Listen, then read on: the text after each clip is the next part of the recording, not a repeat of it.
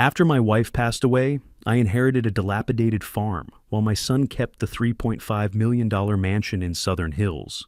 The day he read the will, he called me a useless old man and told me I had 22 days to get out of his life. With nowhere else to go, I drove 2 hours to the countryside and unlocked a farmhouse I had never seen before. But when the rusty door slowly opened, what I saw inside left me speechless.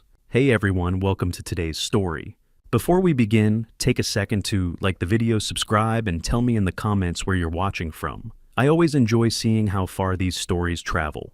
Quick note, this story includes fictional elements for storytelling purposes, but the message behind it is what truly matters. Now, let's see what Sam discovered. The mahogany table feels enormous tonight, wider than I remember. It stretches between us like a quiet barrier no one is willing to cross. Helen Sinclair sits at the head, her leather portfolio open neatly in front of her. A pair of reading glasses rests low on her nose as she studies the pages. I sit on one side of the table. Across from me are Walter and Jessica, my son and his wife, both leaning forward with the tense excitement of people waiting for the final reveal on a game show. It has been 7 days since Harold died. 7 days of silence. 7 days of neighbors bringing casseroles and murmuring condolences I barely heard. 7 days of Walter telling everyone he was handling the arrangements, which mostly meant pacing the hallway on his phone while I sat alone by the window staring at the driveway. And now we're here. Helen clears her throat softly. The sound snaps the room into focus. Thank you both for coming, she says in her calm, practiced voice. We'll proceed with the reading of Harold Caldwell Rutherford's last will and testament. Executed October 18th, 2022, 6 months before she passed. She knew something was coming. She had time to prepare. Helen adjusts her glasses and begins. To my beloved son, Walter James. Rutherford. Walter straightens instantly. Jessica reaches for his hand beneath the table, squeezing it with quiet anticipation. I leave the family residence located at 4217 Brentwood Circle, Southern Hills, Tulsa, Oklahoma. Appraised value $3.5 million. Jessica lets out a small gasp. Walter doesn't smile, but his eyes flash with satisfaction. Helen continues without pausing. Additionally, the investment portfolio managed by Sterling Wealth Management, current value $6 million. And the entirety of my retirement accounts through Morrison Energy Solutions, current value $2.5 million. I do the math automatically. Teacher habit, $12 million.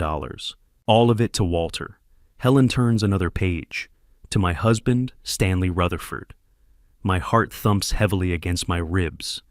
This is the moment. I leave the family property located in Osage County, Oklahoma. 800 acres including farmhouse and outbuildings. County appraisal $180,000. The room goes completely silent. Walter blinks once. Wait, he says slowly. What? Helen looks up calmly.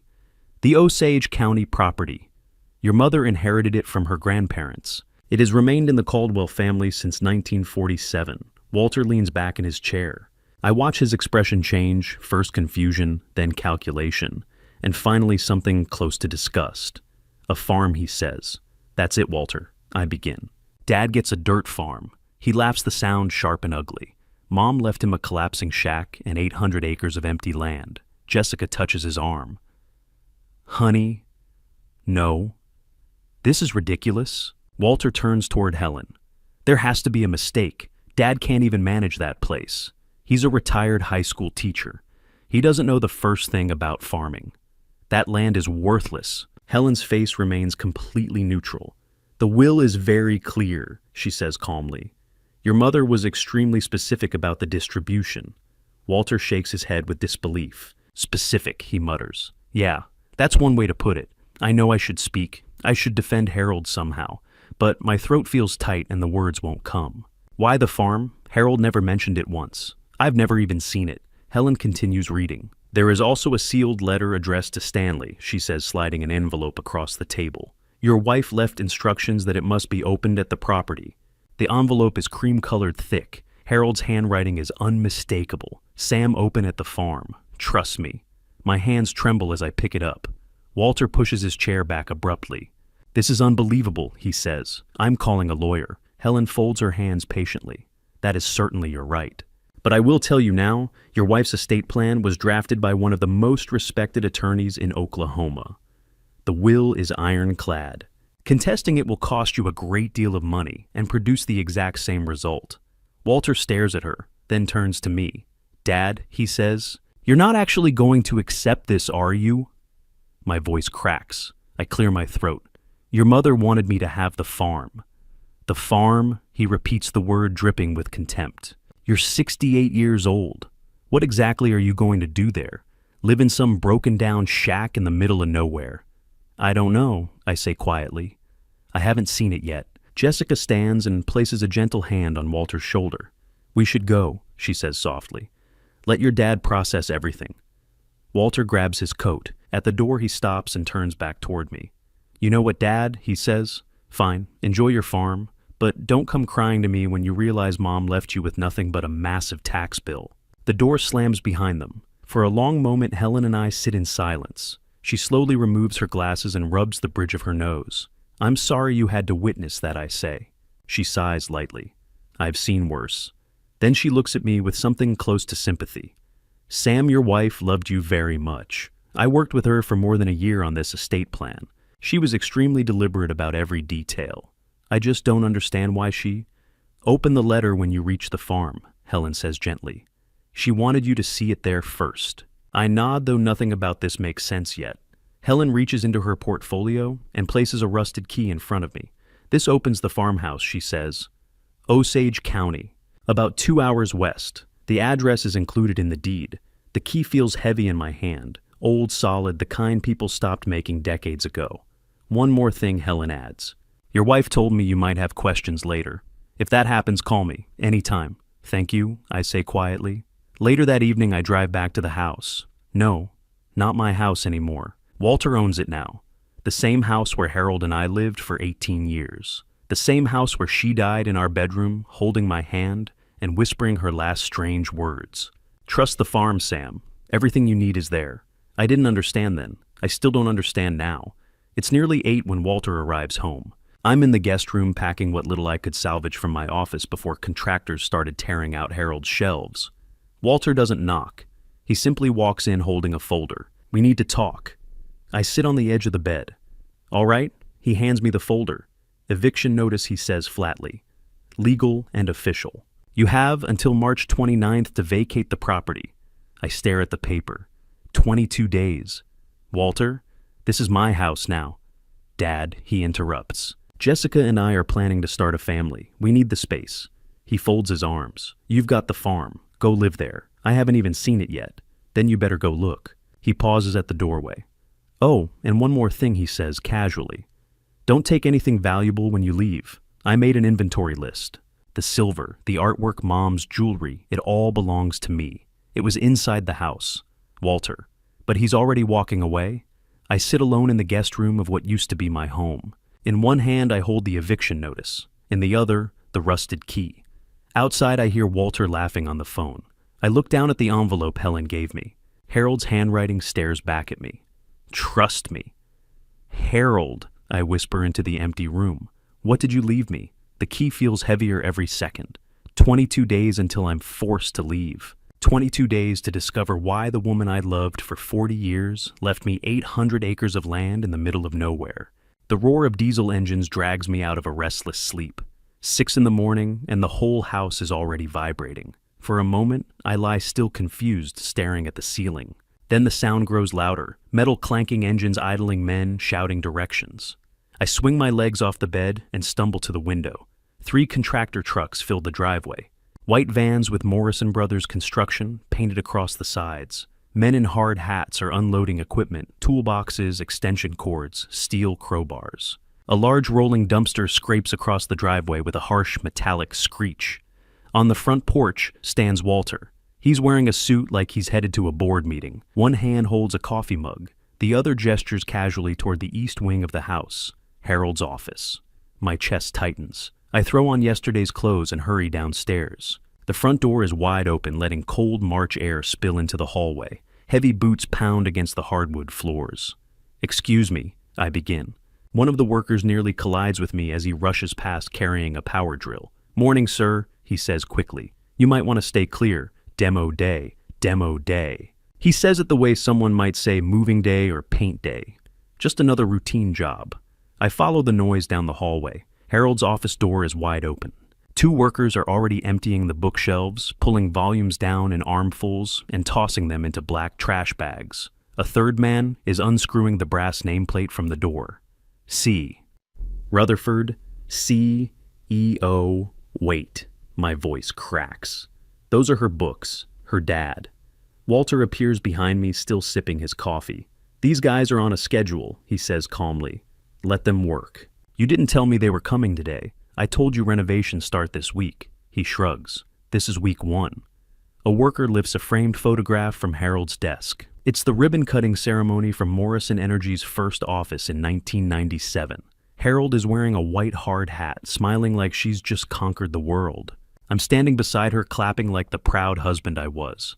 Wait, I say quickly. That one, can I have that? The worker pauses and looks at Walter.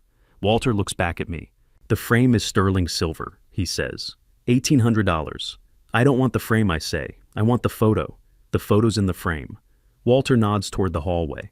Dumpster. The worker walks past me without hesitation. I watch the photograph disappear around the corner. Another worker jams a crowbar into the drawers of Harold's desk. Wood splinters loudly. Something inside my chest cracks along with it. Walter, please, your bedroom's next, he says casually. Movers arrive at noon to clear it out. Guest room? Only remember, I can't watch anymore. I retreat upstairs, the sounds of demolition echoing behind me like distant thunder. In the guest room, I sit on the narrow bed. 21 days until I have to leave this house. I pull out my wallet. Inside is the one thing I made sure to take yesterday, a photograph. Harold and me on our wedding day. June 18th, 1983. I was 28, a high school history teacher, making $26,000 a year. Harold was 24, fresh out of graduate school, with a geology degree and a job offer from an oil company I'd never even heard of. We got married at the courthouse. No reception. No fancy ceremony. Just 2 witnesses and a weekend honeymoon in Branson. 2 years later, Walter was born. I took a week off from teaching. Harold stayed home for 3 months before returning to work. She hated sitting still. She loved field work, the rigs, the negotiations, the endless travel. I never minded. I loved teaching. Loved summers off. Loved knowing our son had a mother who was brilliant and ambitious and never apologized for it. In 1995, Harold started her own company, that Morrison Energy Solutions. I remember sitting at the kitchen table when she told me. We have a mortgage, I said, and a 10-year-old kid. She just smiled. Sam. She said, I know this industry. I know how to do this. She was right. By the year 2000, she was a millionaire. By 2005, we bought the Southern Hills house. I was still teaching. She offered several times to let me retire early, but I always refused. I liked my classroom. I liked my students. Walter grew up in that house. Private schools, new cars, ski trips in Colorado. Somewhere along the way, I watched him drift away from us. Or maybe just away from me. Money fascinated him more than people ever did. Then came August 2021. Harold came home from a doctor's appointment, sat down at the kitchen table, and said 4 words that changed everything. It's stage 3 cancer. The doctors gave her 18 months, maybe less. I retired immediately. From that day on, every hour belonged to her. But even as the treatments drained her strength, Harold kept secrets. Trips to Osage County she wouldn't explain. Meetings with Helen Sinclair behind closed doors. Her office door locked more and more often. What are you working on? I asked once. Just tying up loose ends, she said with a tired smile. Don't worry, I should have pushed harder. But she was fighting for every breath. I couldn't bring myself to add more weight to her shoulders. February 27th, 2023. Hospice bed in our bedroom. Walter visited for 20 minutes. Then he stepped outside to take a phone call and never came back in. That night, Harold could barely speak, but she reached for my hand and pulled me closer. Sam, she whispered. Yes, trust the farm in Osage County. Her fingers tightened weakly around mine. Everything you need is there. Harold, don't let Walter take it, she whispered. Promise me. I didn't understand, but I promised anyway. I won't let him take it. Her eyes closed slowly. I love you, she murmured. 40 years wasn't enough. It was everything I said. She died the next morning, February 28th. 64 years old. The funeral was small. Helen Sinclair attended. A few executives from Morrison Energy came, and one unexpected guest. Victor Hartman, Harold's longtime competitor in the oil business. He stood in the back of the room during the service, silent, watching. He never approached me, never offered condolences. At the time I thought it was strange, but grief has a way of making everything feel unreal. Now, sitting in the guest room, I hear the drills downstairs again. They're tearing apart Harold's office, the place where she built an empire. I look down at the wedding photo in my hands. She's 24 in that picture, fearless, smiling, ready to take on the world. "I don't know what you left me, Harold," I whisper, "but I trust you." March 14th, 16 days left before I have to leave this house for good. I was carrying the final cardboard box out to my car when Walter pulled into the driveway. His black sedan rolled to a smooth stop behind me, and a second vehicle followed close behind, a silver Lexus that gleamed in the pale morning sunlight. The passenger door opened. A thin man in a navy suit stepped out, smoothing the front of his jacket before closing the door. He looked to be in his mid-50s with a sharp nose, perfectly combed gray hair, and a leather briefcase clutched under his arm. Walter walked beside him toward the house. "Dad," Walter said when they reached the porch. "This is Richard Moss. He specializes in elder care planning." The man nodded politely. "Mr. Rutherford." Walter pushed open the front door without waiting for an invitation. "We need to talk." I set the box down slowly. "About what?" "Your future." Inside, Walter led us to the dining room. The same dining room where Harold and I had celebrated anniversaries, birthdays, and Christmas dinners for nearly 2 decades. Now the table was bare, except for a blue folder that Moss carefully placed in the center. He opened it with practiced efficiency, spreading several documents neatly across the polished wood. The top page caught my eye immediately. "General Durable Power of Attorney." The words were printed in bold capital letters. Moss folded his hands together and spoke in a voice as smooth and measured as a news anchor. "Mr. Rutherford, your son, has expressed concern regarding your well-being. This document authorizes him to manage your financial affairs, property holdings, and medical decisions while you transition into a safer living arrangement." I pulled the paper closer and read the first lines. The language was dense and formal. "The principal hereby grants the agent irrevocable authority over all bank accounts, real property, including parcels in Osage County investment portfolios and healthcare decisions. Effective immediately upon execution." My eyes stopped on one word. "Irrevocable," I said slowly. "That means I can't change my mind." Moss gave a calm nod. "That is correct. It ensures continuity and stability for everyone involved."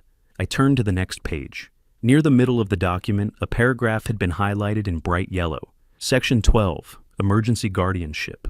In the event the principal is deemed unable to manage his own affairs, the agent may petition the court for full guardianship without prior notice. My chest tightened. I looked up at Walter. "You want control of everything," I said quietly, "including the farm." Walter leaned forward across the table, resting his elbows on the polished surface. "Dad, the county filed a tax lien," he said. $15,000 in unpaid property taxes. If you don't pay it by May 21st, the property gets auctioned." He tapped the document with one finger. "If you sign this, I'll take care of it. The taxes, the bills, everything. You won't have to worry about any of it." And if I don't sign, Moss tilted his head slightly as though he'd been waiting for the question. "In that case," he said smoothly, "we proceed under Oklahoma Statute 30-3-101. He paused for emphasis. "Your son can petition the court for emergency guardianship. Given that you're 68 years old, recently widowed, living alone, and currently without a stable income, a judge would very likely grant temporary control of your assets within 72 hours. I stared at Walter. For just a moment I saw him the way he used to be, 8 years old, standing beside the kitchen sink, crying because his goldfish had stopped moving. "Dad," he had asked, "does it hurt when they stop swimming?" The memory vanished as quickly as it appeared. Now he was just a man in an expensive suit staring back at me without a trace of hesitation. "You'd really do that?" I asked quietly. "I'm trying to help you," Walter said flatly. "You're not thinking clearly." I closed the folder. Then I slid it slowly back across the table. "Get out." Moss rose immediately, snapping his briefcase shut with a crisp click. Walter remained seated for another moment, studying me. "You've got 2 weeks, he said at last. He stood and straightened his jacket. "Think about it. Because if you don't sign that document, I'll file the petition, and a judge will make the decision for you. Neither of them waited for a response. The front door slammed a moment later. Through the window, I watched the silver Lexus pull away from the curb. The house fell silent again. 5 days passed. March 19th. I was clearing the last of my things from the guest room when I noticed the recycling bin sitting near the curb. Walter had been throwing papers away all week. Old files folders, anything he considered clutter. The bin was overflowing. A manila folder slipped out and landed on the driveway as I dragged the container closer. The tab read, Dad, Residential Options. Jessica's looping handwriting. I opened the folder. Inside were glossy brochures. Sunset Meadows, Senior Living, Elk City, Oklahoma. The cover showed a low brick building surrounded by dull brown grass. Inside were photos of a dining hall with fluorescent lighting plastic trays and elderly residents sitting silently in wheelchairs, while a muted television flickered on the wall. Beneath the brochures was a contract. Resident name, Stanley Rutherford. Accommodation, shared occupancy, Wing B, monthly rate, $2,800. Security deposit, $5,600, non-refundable. My stomach twisted. Then I saw the next line. Move-in date, April 20th, 2023. Authorized by Walter Rutherford, power of attorney. The signature space for resident was blank. Waiting. Waiting for me to sign the blue folder Moss had brought. Then something else caught my attention. The date printed at the bottom of the contract. January 28th, 2023. I read it again slowly. January 28th. 1 month before Harold died. While she was still alive. While she was lying upstairs in hospice care, struggling for every breath she had left. Walter had already signed the paperwork to send me away. My hands began to tremble. I pulled out my phone and typed Sunset Meadows, Elk City, Oklahoma reviews. The results loaded instantly. 2.1 stars, 47 reviews. I opened the first one. My father was left in a soiled bed for 6 hours. Staff ignored the call button completely. The next one. The food is terrible. My mother lost 12 pounds in 2 months. When I complained, they said she was adjusting. Another. Roaches in the bathroom. Management promised exterminators. Nothing happened. Another. My mother's wedding ring disappeared from her room. Staff claims she lost it. No investigation. I photographed every page in the folder. The contract, the brochures, every review. Then I walked quietly out to my car. I opened the trunk and slid the folder beneath a wool blanket and an old metal toolbox. Hidden. Safe. Back inside the house, I sat on the edge of the narrow guest bed. 11 days left. Walter had planned all of this while Harold was still alive. The lawyer, the facility, the legal documents, the timeline. Everything was already in place. All he needed now was my signature. I reached for the framed photo on the nightstand. Harold stood beside the first Morrison Energy Oil derrick in 1996, wearing her hard hat and grinning like she'd just won the lottery. "Did you know?" I whispered quietly. "Did you see this coming?" Outside, a dog barked somewhere down the street.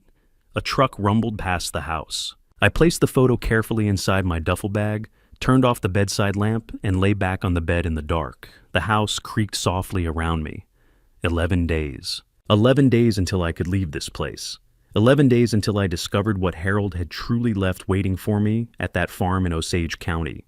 March 27th, 2 days left. The envelope arrived in the afternoon mail, thick cream-colored, stamped with the return address of the Osage County tax assessor. I tore it open beside the mailbox, the paper stiff in my hands. The words inside were printed in bold black letters. Notice of delinquent property. Tax property. 800 acres. Section 14, Township, 25, North Range, 8 East owner Stanley Rutherford. Amount due, $18,577. 43 deadline, May 21st, 2023. Penalty for non-payment property, subject to public auction per Oklahoma statute. Title 68, Section 3125. I read the notice once, then again. $18,577. Due in less than 2 months. My teacher's pension paid $2,100 a month. Even if I stopped buying groceries, stopped paying utilities, stopped doing anything except breathing, I still couldn't cover that bill. I folded the paper slowly and walked back inside. Walter was in the living room scrolling through something on his phone. The television was muted behind him. "Got something in the mail," I said. He glanced up briefly. "The lien?" he asked. I handed him the notice. He barely looked at it before handing it back. "Yeah," he said. "The county line. I told you about that last week. You said 15,000. I rounded down." He shrugged casually. "Penalties and fees stack up fast." He placed his phone on the coffee table and leaned back against the couch. "Look, Dad, I've been thinking about the situation." I waited. "You can't pay that," he continued. "And honestly, that farm isn't worth anything anyway. 800 acres of dirt and a collapsing farmhouse in the middle of nowhere." He clasped his hands together. "But I'm willing to help you out. How I'll buy it from you." The words hung in the air. $50,000, Walter said. "Cash." I stared at him. 50,000, more than it's worth, he said quickly. "Trust me, I'm being generous. And the taxes, I'll deal with them," Walter said. "Think of it as a family favor." I slipped the notice back into my jacket pocket. "I'll think about it." Walter had already picked up his phone again.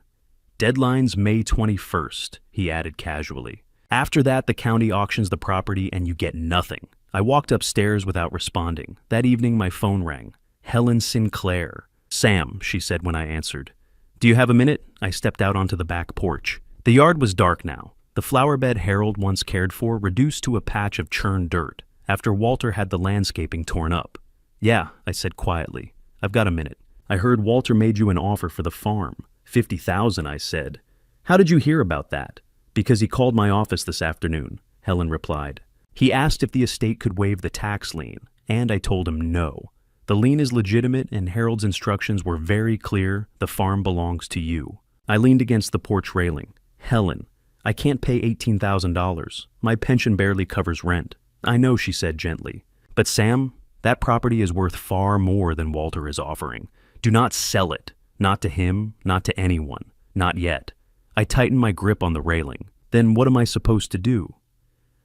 "You go to the farm on March 29th, she said, "exactly the way Harold asked you to.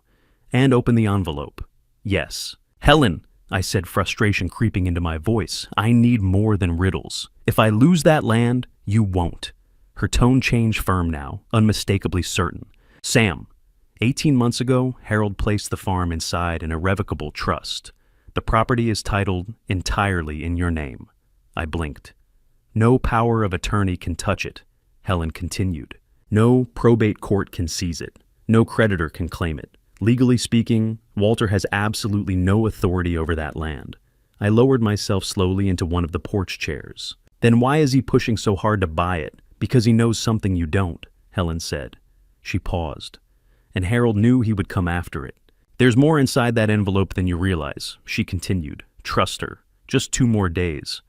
"What about the tax lien?" I asked. "What if the county auctions the property before?" "Then they won't," Helen replied calmly. "The trust includes a provision specifically covering delinquent taxes." I already filed an extension request with the assessor's office this morning. My chest loosened slightly. "You now have until June 30th to settle the lien." "You're sure, absolutely sure," she said. Harold anticipated everything. Her voice softened. "Sam, I can't tell you what's inside that envelope. She made me promise not to. But I can tell you this. She spent the last 2 years preparing for this exact moment. She knew Walter would try what he's trying now. Don't let him win." I looked out across the dark yard. Somewhere down the block, a dog barked. Headlights slid across the fence as a car passed slowly by. "Okay," I said finally. "I'll wait. Good. And Sam." "Yes, don't sign anything. Not the power of attorney, not a sales contract, nothing. If Walter pressures you again, call me immediately." "I will. 2 days," she said. "Then you'll understand everything." The line went silent. I sat on the porch long after the call ended, the tax notice heavy in my pocket, Helen's words circling endlessly in my mind. The farm is worth far more than Walter thinks. The next morning I drove to Helen's office. She was waiting in the conference room when I arrived. A single manila envelope sat on the table in front of her, the same size as the sealed envelope she had given me during the will reading. She slid it across the table. "This is the second letter," she said. "Harold left instructions that I give it to you on March 28th, 1 day before you open the sealed envelope at the farm." I picked it up carefully. My name was written across the front in Harold's handwriting. Strong, slanted, impossible to mistake. "What's inside it?" I asked. Helen shook her head. "I don't know. She sealed it herself." She folded her hands on the table. "But she asked me to remind you of 3 things. First, Helen said the farm is protected. Second, you have more resources than you realize." She paused before continuing. "And third, she told me to tell you this. Tell him I'm still looking out for him even now." My throat tightened. I nodded slowly. Helen stood and walked me to the door. "Go to the farm tomorrow, Sam," she said. "Open both envelopes, and don't let Walter follow you." I left her office holding the envelope carefully against my chest. My thoughts spun in circles the entire drive back. The farm is worth far more. Irrevocable trust. Everything you need is there. I sat in my truck in the parking lot for several minutes staring at Harold's handwriting. The sun was sinking behind the buildings across the street, casting long shadows across the asphalt. 2 blocks away, a church bell rang. 6 slow chimes. I thought about the tax notice, Walter's $50,000 offer, the power of attorney document, the brochures for Sunset Meadows, the blue folder. Then another memory surfaced. Harold, standing in a wheat field outside Osage County the summer before she became sick. She had one hand raised to shield her eyes from the bright sun. She had smiled at me that day. "This land has always been good to us, Sam," she said. "It's got one more gift left." I started the engine. One more day. Tomorrow I would finally discover what Harold had been protecting me from, and what she had left waiting for me at the farm. March 28th, 1 day left. I woke to the grinding roar of a diesel engine in the backyard. I threw on jeans and stumbled downstairs. Through the kitchen window I saw a yellow bulldozer tearing through Harold's rose garden. I ran outside barefoot. "Stop, stop." The operator, a kid in a high-vis vest, killed the engine. Walter appeared from around the side of the house, clipboard in hand. "What are you doing?" I shouted. "Landscaping crew," Walter said calmly. "I'm putting in a pool, breaking ground today." "That's Harold's garden." "It was Harold's garden. This is my house now." He turned to the operator. "Keep going." The engine roared back to life. The blade bit into the soil, ripping through tea roses, lavender, daylilies. 20 years of careful planting torn up in seconds. I stood frozen, chest-tight, fists clenched. Then I saw it, one bush still standing at the far edge untouched. The yellow rose.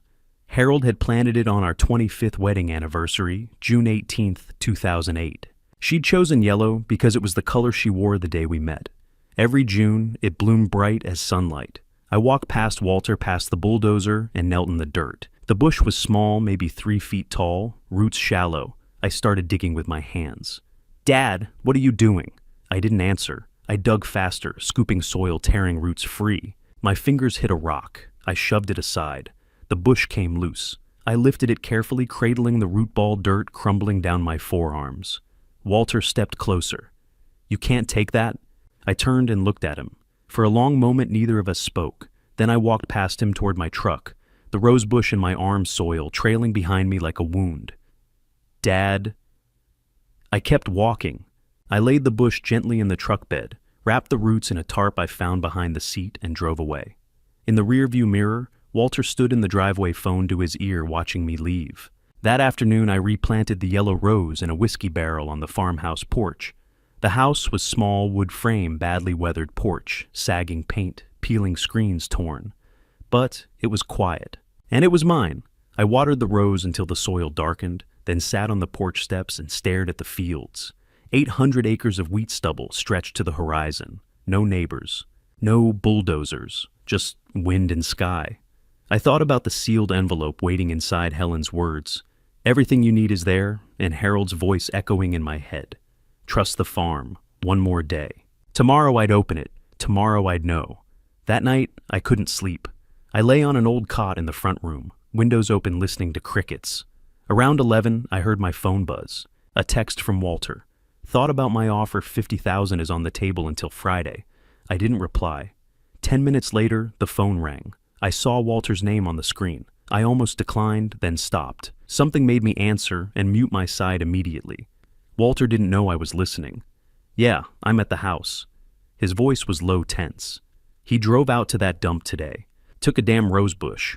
A pause. Someone else was talking, but I couldn't hear them. I know, but the tax lien's only $18,000. If he figures out what's under that land. Another pause. Drilling rights, the whole section. If he finds out before I get him to sign, we lose the leverage. My pulse quickened. I fumbled for the voice recorder app on my phone and hit record. Guardianship petition's ready. Moss said we can file Monday if he doesn't sell. Then we move him into that place in Elk City and I take over as conservator. After that, the land's ours. I barely breathed. No, he doesn't suspect. Helen's been feeding him some line about a trust, but she doesn't know the whole picture. Neither does he. Walter laughed short, bitter. Guy taught high school for 40 years. He has no idea what he's sitting on. Silence. Then Walter again. Friday. If he doesn't sell by Friday, we go to court. I'm not waiting anymore. The call ended. I sat in the dark, heart pounding, the recording still running. I stopped it and played it back. Walter's voice came through clear. Drilling rights. The whole section. Guardianship petition. Move him into that place in Elk City.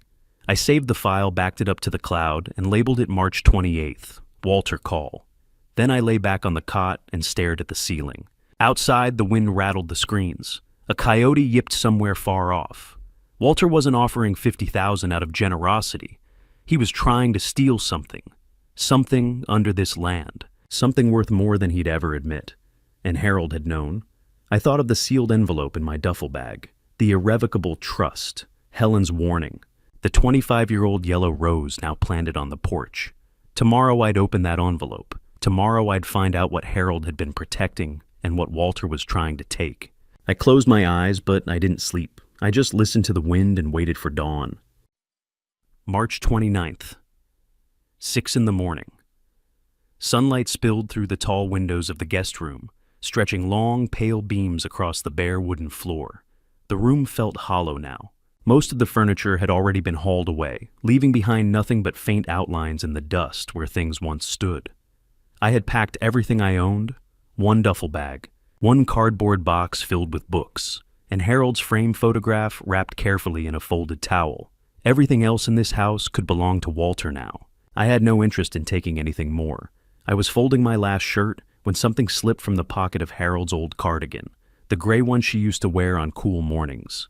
I had taken it from her closet 2 weeks earlier, before Walter cleared out the entire room. A small piece of paper fluttered to the floor. I picked it up. It was torn from a notepad, the edges uneven. The ink had faded slightly, but the words were still clear. Check barn attic. Insurance box. Trust Helen and Earl. I read it again. Barn attic. I didn't even know the old barn had an attic. And who was Earl? For a moment I simply stood there staring at the note, my heart beating faster. Then I folded it carefully and slipped it into my wallet beside the photograph of Harold wearing her hard hat. After that, I walked downstairs one last time. The house felt empty in a way that went beyond missing furniture. These rooms had once held birthday parties, Christmas mornings, and the quiet arguments that come with raising a family. Now they were little more than hollow shells with scuffed floors and small nail holes where pictures used to hang. The leather couch in the living room was gone. The kitchen table where Harold and I drank coffee every Sunday morning was gone. Even the curtains had been taken down. I paused in the doorway of Harold's office. The bookshelves stood bare. The desk she had used for 20 years was gone. Only the faint rectangular outline remained on the hardwood floor where it had once stood. I remembered the bulldozer tearing through her rose garden, the contractors carrying away filing cabinets filled with decades of work, Walter dismantling 40 years of her life like it meant nothing. I turned away and walked to the front door. Walter was standing on the porch waiting for me. He leaned against the railing with his arms folded, his tie loosened in dark circles beneath his eyes. Leaving already, he asked. Yeah. He reached into his jacket and pulled out a folded check. Look, he said, holding it out. I know things have been tense. Let's finish this the right way. I didn't take it at first. $25,000, he said.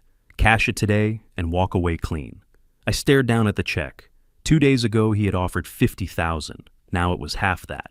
Desperation has a smell. Expensive cologne mixed with sweat. No, Walter sighed. Dad, be reasonable. That farm is falling apart. The land isn't worth anything. You're 68.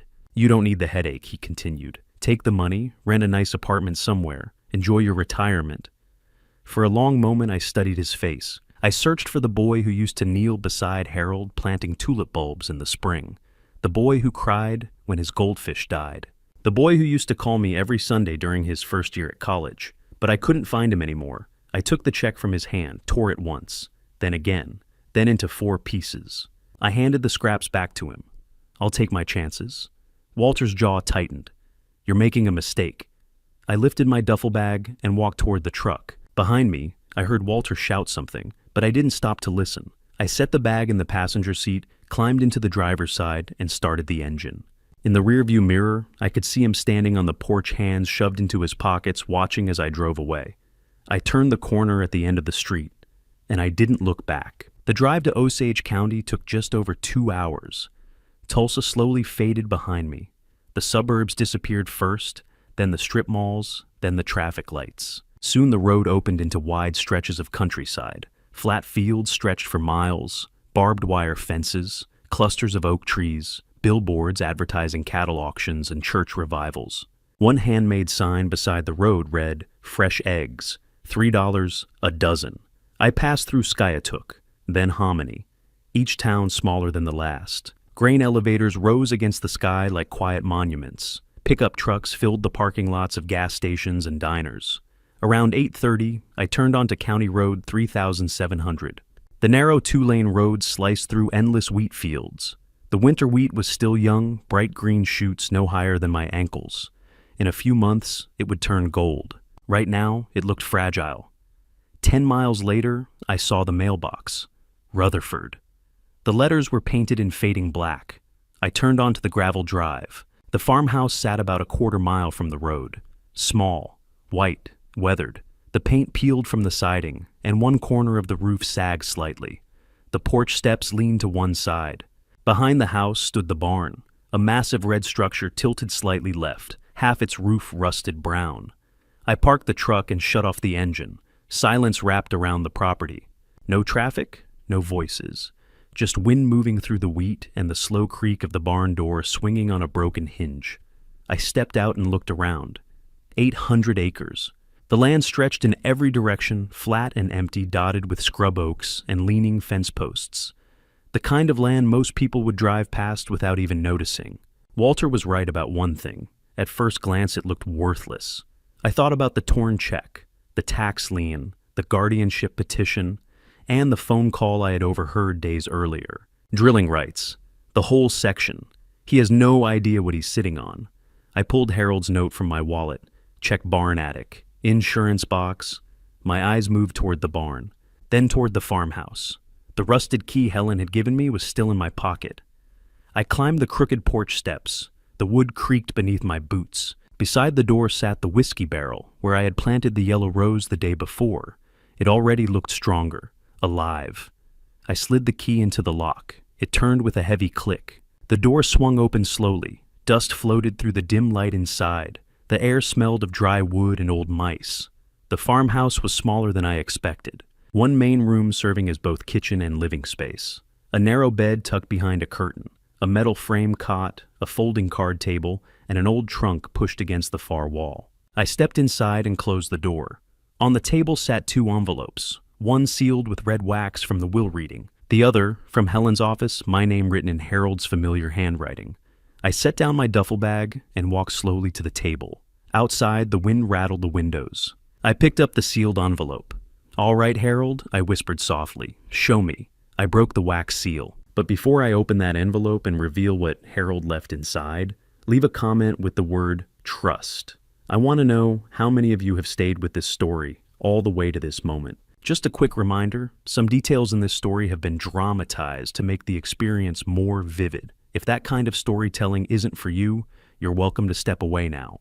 But if you want to know what Harold hid in that barn attic for 22 years, stay right here, because the truth is about to be revealed.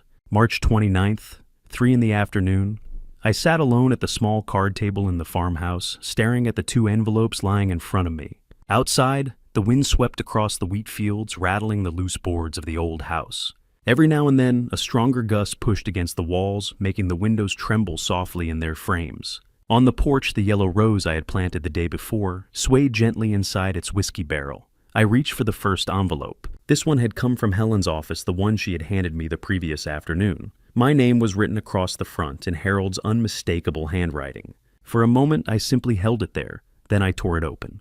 Inside was a single sheet of paper. I unfolded it slowly. Sam. By the time you read this, you should already be at the farm. I'm sorry I couldn't explain everything while I was still alive. Some truths are safer written down than spoken aloud. Go to the barn. The attic access is in the northwest corner, hidden behind the hay bales. There's a trunk up there. The rusted key from the will reading will open it. Everything you need is inside. I love you. I always have. Gee, I read the note once. Then again.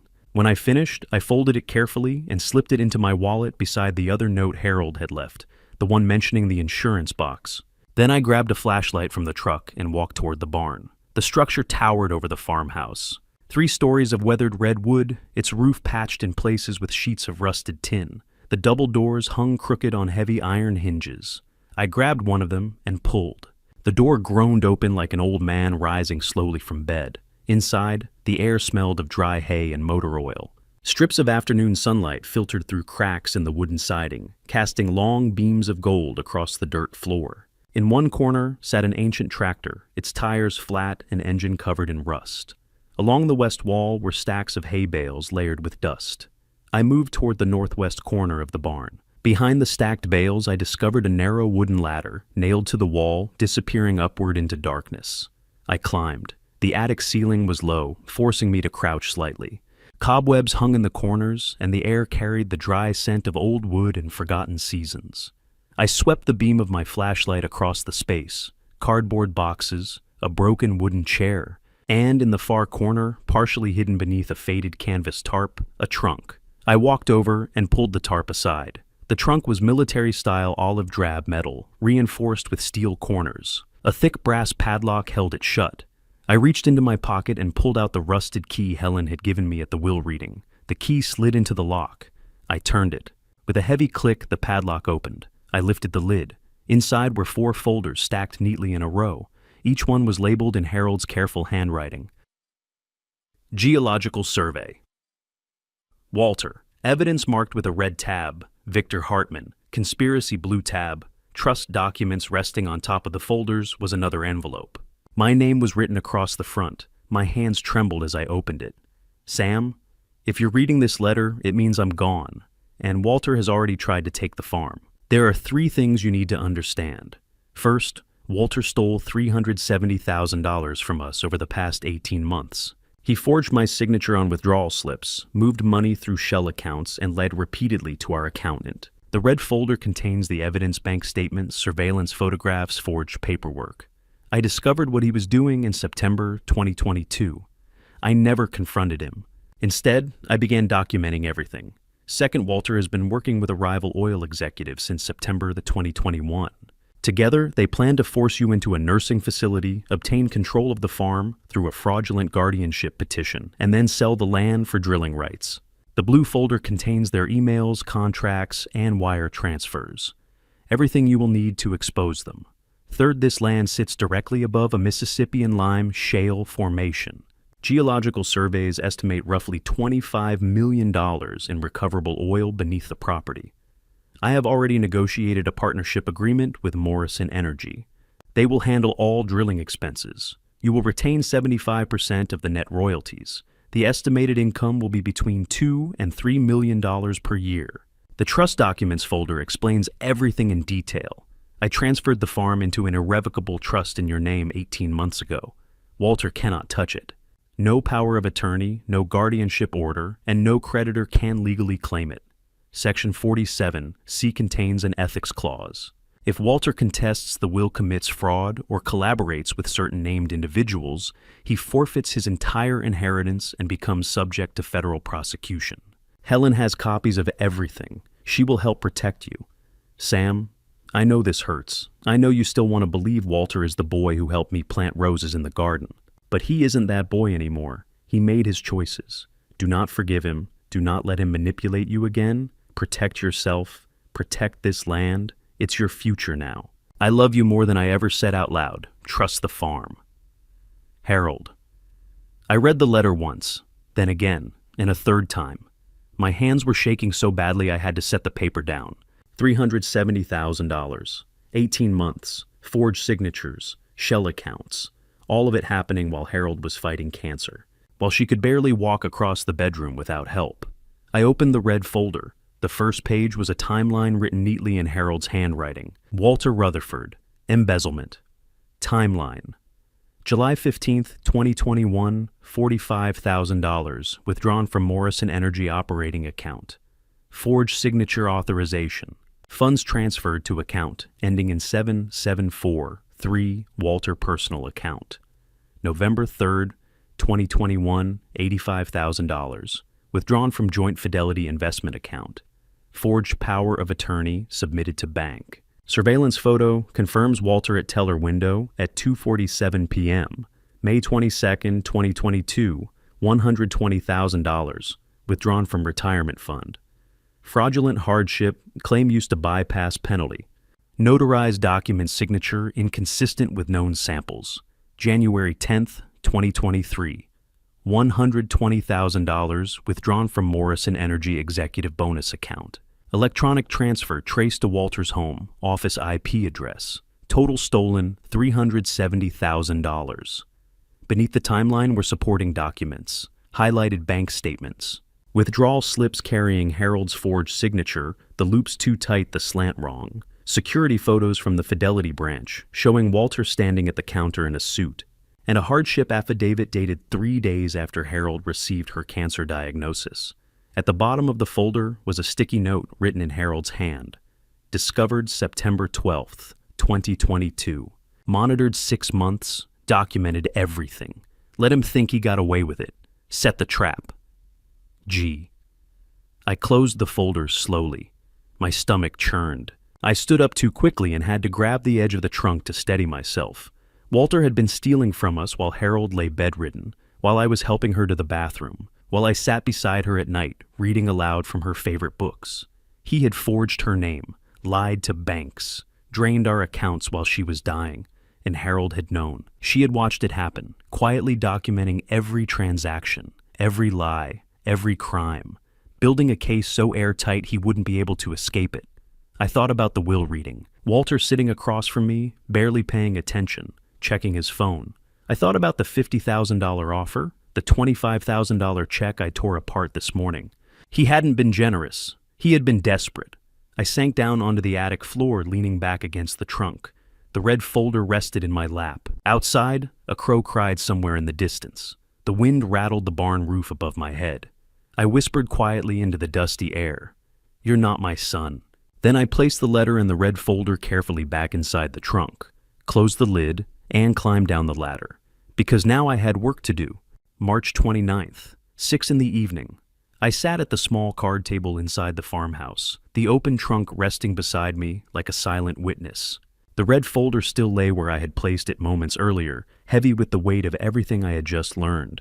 Outside, the sun was beginning to sink behind the distant wheat fields. Long shadows stretched across the land, and the golden light of evening slowly faded into something colder. The temperature had dropped quickly with the sunset. When I exhaled, I could see the faint mist of my breath in the air. For a moment, I simply sat there trying to steady my thoughts. Then I reached into the trunk and pulled out the blue folder. The tab read, Victor Hartman, Conspiracy. Harold's handwriting was sharp and angular, exactly the way it had always looked when she wrote something important. I opened the folder. The first page was a handwritten summary. Harold had dated it October 15th, 2022. Victor Hartman, background competitor in Oklahoma, oil and gas for 20 years. Lost 3 major lease bids to Morrison Energy between 2005 and 2018. Personal grudge. Attempted hostile acquisition of Morrison in 2016. Failed. Known for aggressive tactics, legal gray areas, and purchasing distressed properties at auction. Sam, this man hates me, and now he's using our son to destroy you. First contact with Walter. September 2nd, 2021, 18 months of coordination. Do not underestimate him. Do not negotiate. G. I read the words slowly, feeling the weight of each sentence settle into my chest. Then I turned the page. The next document was a printed email chain. Several lines were highlighted in yellow, with notes scribbled in the margins in Harold's handwriting. From v.hartman@hartmanoilgas.com to walterrutherford.c.pa@... Date September 2nd, 2021, 11:42 p.m. Subject opportunity. Walter. We met briefly at the Tulsa Energy Forum last spring. I've been following your mother's company for years. Impressive operation. I'm reaching out because I believe there may be a business opportunity that benefits both of us. Your parents own an 800-acre parcel in Osage County. Geological data suggests there may be significant untapped reserves on that land. If you're interested in discussing a potential partnership, let's arrange a meeting, discreetly. Victor Hartman, CEO, Hartman Oil and Gas.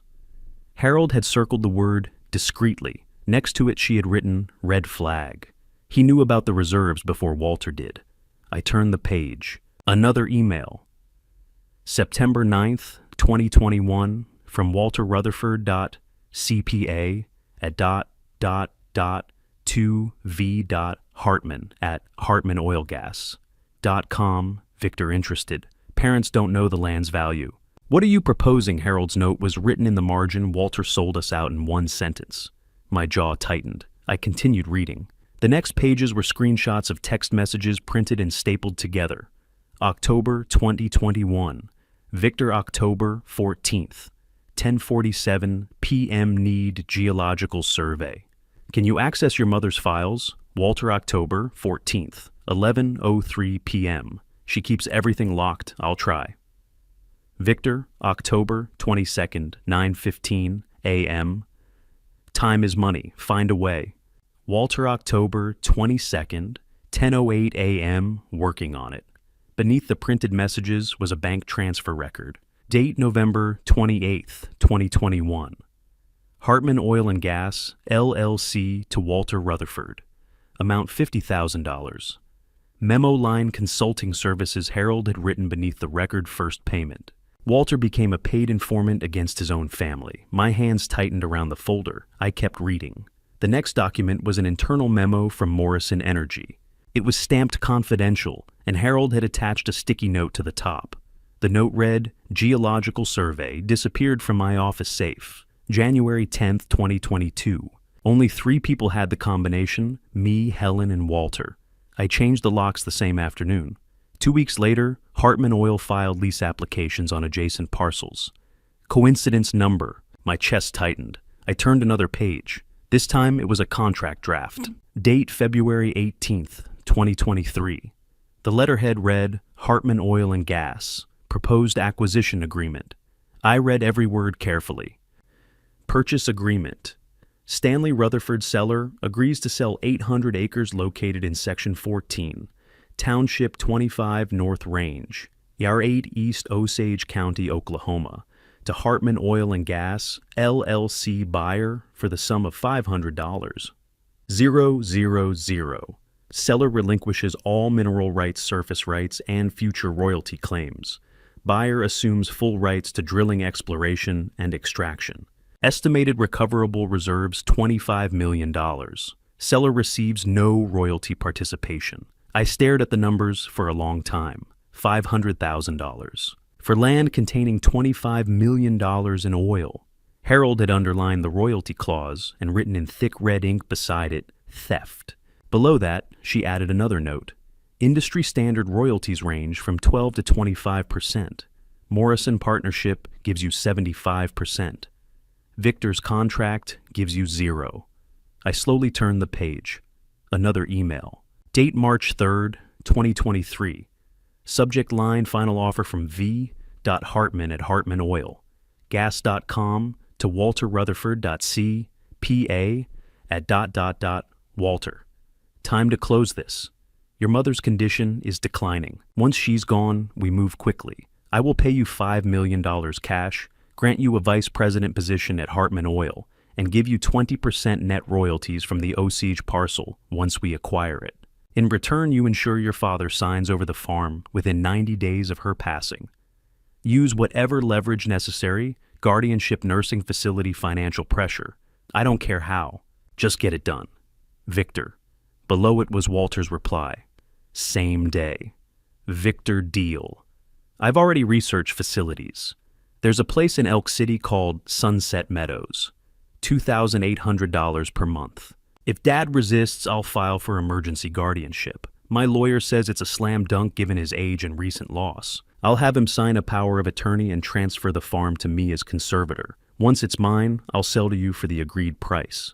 Target timeline April to May.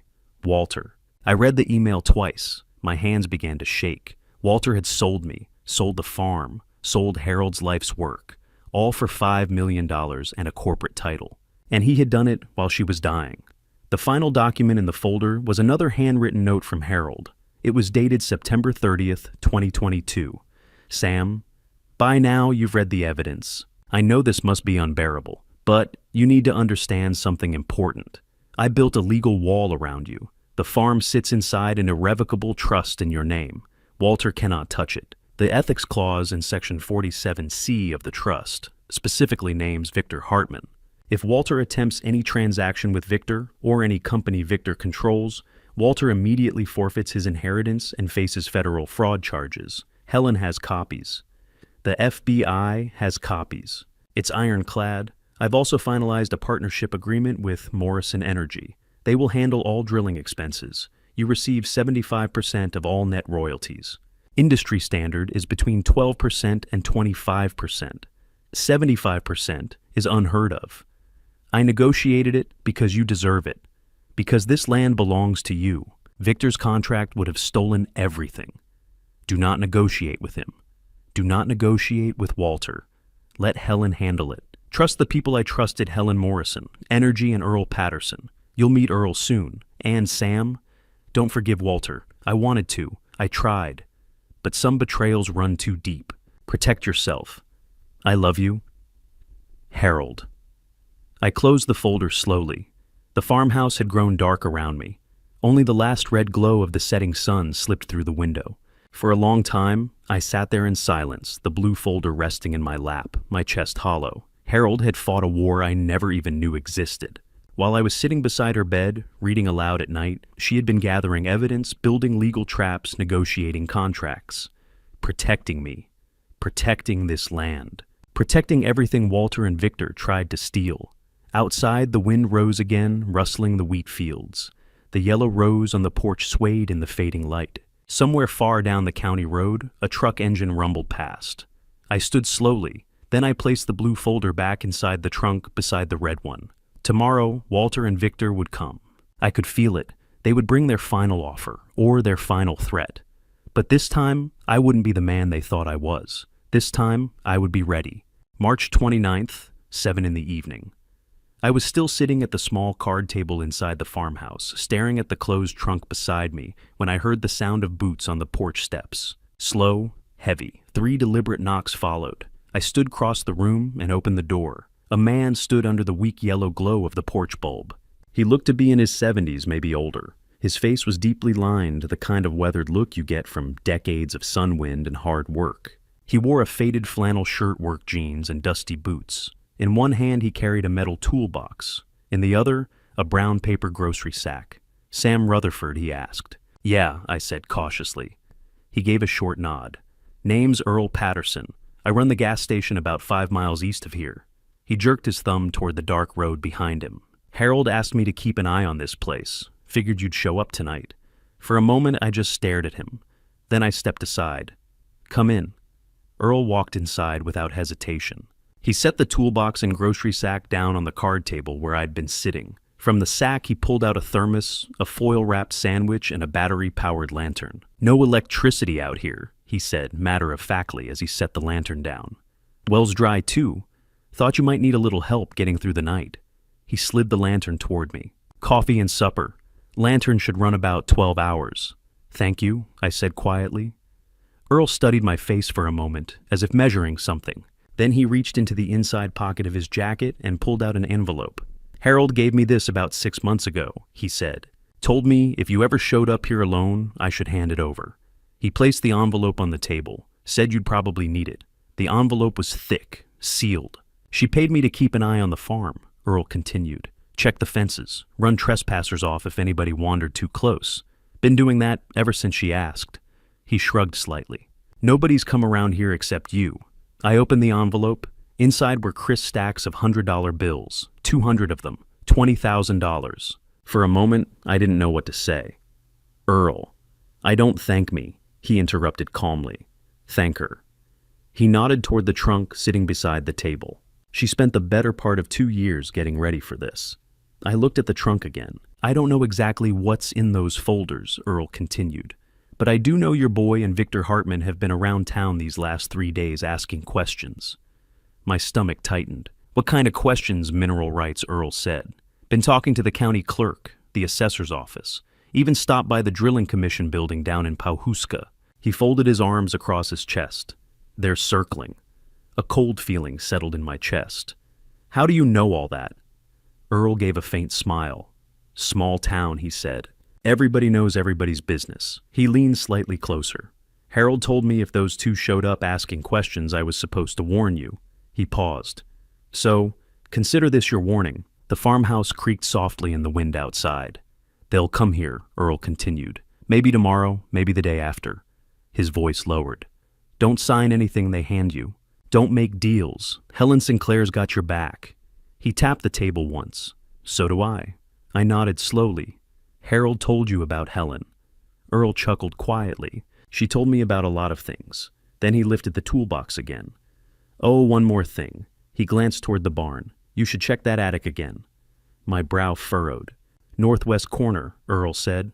"Behind the insulation, there's a metal box up there marked insurance." He nodded toward the trunk again. "Harold said you'd know what to do with it." He tipped his cap toward me. "I'll come back in the morning with some water and a generator. Might take a couple hours to get it running, but we'll make this place livable." He pointed at the thermos. "My phone number's written on the bottom of that if you need anything before then." He turned and started toward the door. "Earl," I called. He paused and looked back. "Thank you." He nodded once. Then he stepped outside and disappeared into the darkness. A few moments later, I heard his pickup truck start. The engine rumbled as he drove slowly down the gravel road. The sound faded into the distance. I stood in the doorway for another minute, listening to the wind moving through the wheat fields. Then I grabbed the flashlight from the table and headed back toward the barn. The attic looked exactly the same as it had earlier that afternoon. Dusty beams, low rafters, old boxes scattered around the corners. I moved to the northwest corner. Behind a sheet of pink fiberglass insulation, just like Earl had said, I found a small metal box. It was tucked tightly between two beams. I pulled it free and brushed away the dust. The word insurance was written across the lid in black marker. I opened it. Inside were photocopies of every document I had already seen in the trunk. The red folder evidence, the blue folder conspiracy files, copies of the trust paperwork. But there was something else. A small USB drive taped to the inside of the lid. A label read, "Evidence, FBI copy." Beneath it lay a business card. I picked it up and read the name printed across the front. Special Agent Sarah Thompson, Federal Bureau of Investigation, White Collar Crime, Division, Oklahoma City, Field Office. I slipped the card into my wallet beside Harold's letters. Then I carried the metal box down from the attic. Outside the barn, the wind had picked up, rustling the wheat fields like distant waves. I walked back to the truck and locked the metal box safely inside the cab. When I returned to the farmhouse, the lantern cast a soft yellow glow across the small room. I poured a cup of coffee from Earl's thermos. It was still warm. Then I unwrapped the sandwich. Turkey, Swiss cheese, mustard, simple, perfect. I ate standing beside the window. Outside, the fields had gone completely dark. The sky above them was filled with stars. No streetlights, no traffic, just wind and silence. I thought about everything that had happened in the last 12 hours. Walter stealing from us, Victor Hartman's conspiracy, the oil beneath the land, the trust Harold had created. Walter and Victor circling the farm like wolves waiting for weakness. And then I thought about the fortress Harold had built around me. Helen with the legal documents, Earl watching the land, the FBI evidence in my wallet, the ethics clause waiting to trigger if Walter made one wrong move. I was 68 years old, sitting in a farmhouse with no electricity, no running water, and $25 million in oil buried beneath my feet. But for the first time since Harold died, I didn't feel alone. She had built walls around me, strong ones, and I was standing safely inside them. I finished the coffee and set the thermos back on the table. Then I walked over to the metal cot. Before lying down, I pulled Harold's letter from my pocket, the one I had found inside the trunk. I read the final line again. "I love you more than I ever said. Trust the farm. I folded the letter carefully and placed it beside the lantern on the card table. On the windowsill sat a jar of water with 3 small stems I had cut from the yellow rose outside. In the lantern light, the petals glowed faintly gold. Outside, somewhere beyond the barn, a coyote howled. The wind rattled the screen door softly. I closed my eyes, one hand resting on Harold's letter. And for the first time in weeks, I slept. March 31st, 10 in the morning. The sound of tires crunching slowly over gravel pulled me out of sleep. For a moment, I stayed still listening. 2 vehicles had just arrived. One engine hummed quietly, smooth and expensive. The other was deeper, heavier, the unmistakable rumble of a diesel truck. I sat up on the cot and swung my feet to the floor. The farmhouse was still cool from the night air. I pulled on my boots, crossed the room, and looked out the window. A black Mercedes sedan sat near the front of the yard. Behind it, a silver Escalade. Walter stepped out of the Mercedes first. Suit, tie, sunglasses. He looked like he was heading into a boardroom meeting, instead of standing in the middle of a dusty farm. The driver's door of the Escalade opened next. The man who stepped out moved slowly but confidently. He looked to be about 70, maybe a little older. His gray hair was combed straight back, and he wore a charcoal vest over a crisp white shirt, with the sleeves rolled neatly to his elbows. No tie, no jacket, the kind of man who didn't need one. He carried himself like someone used to giving orders. Victor Hartman.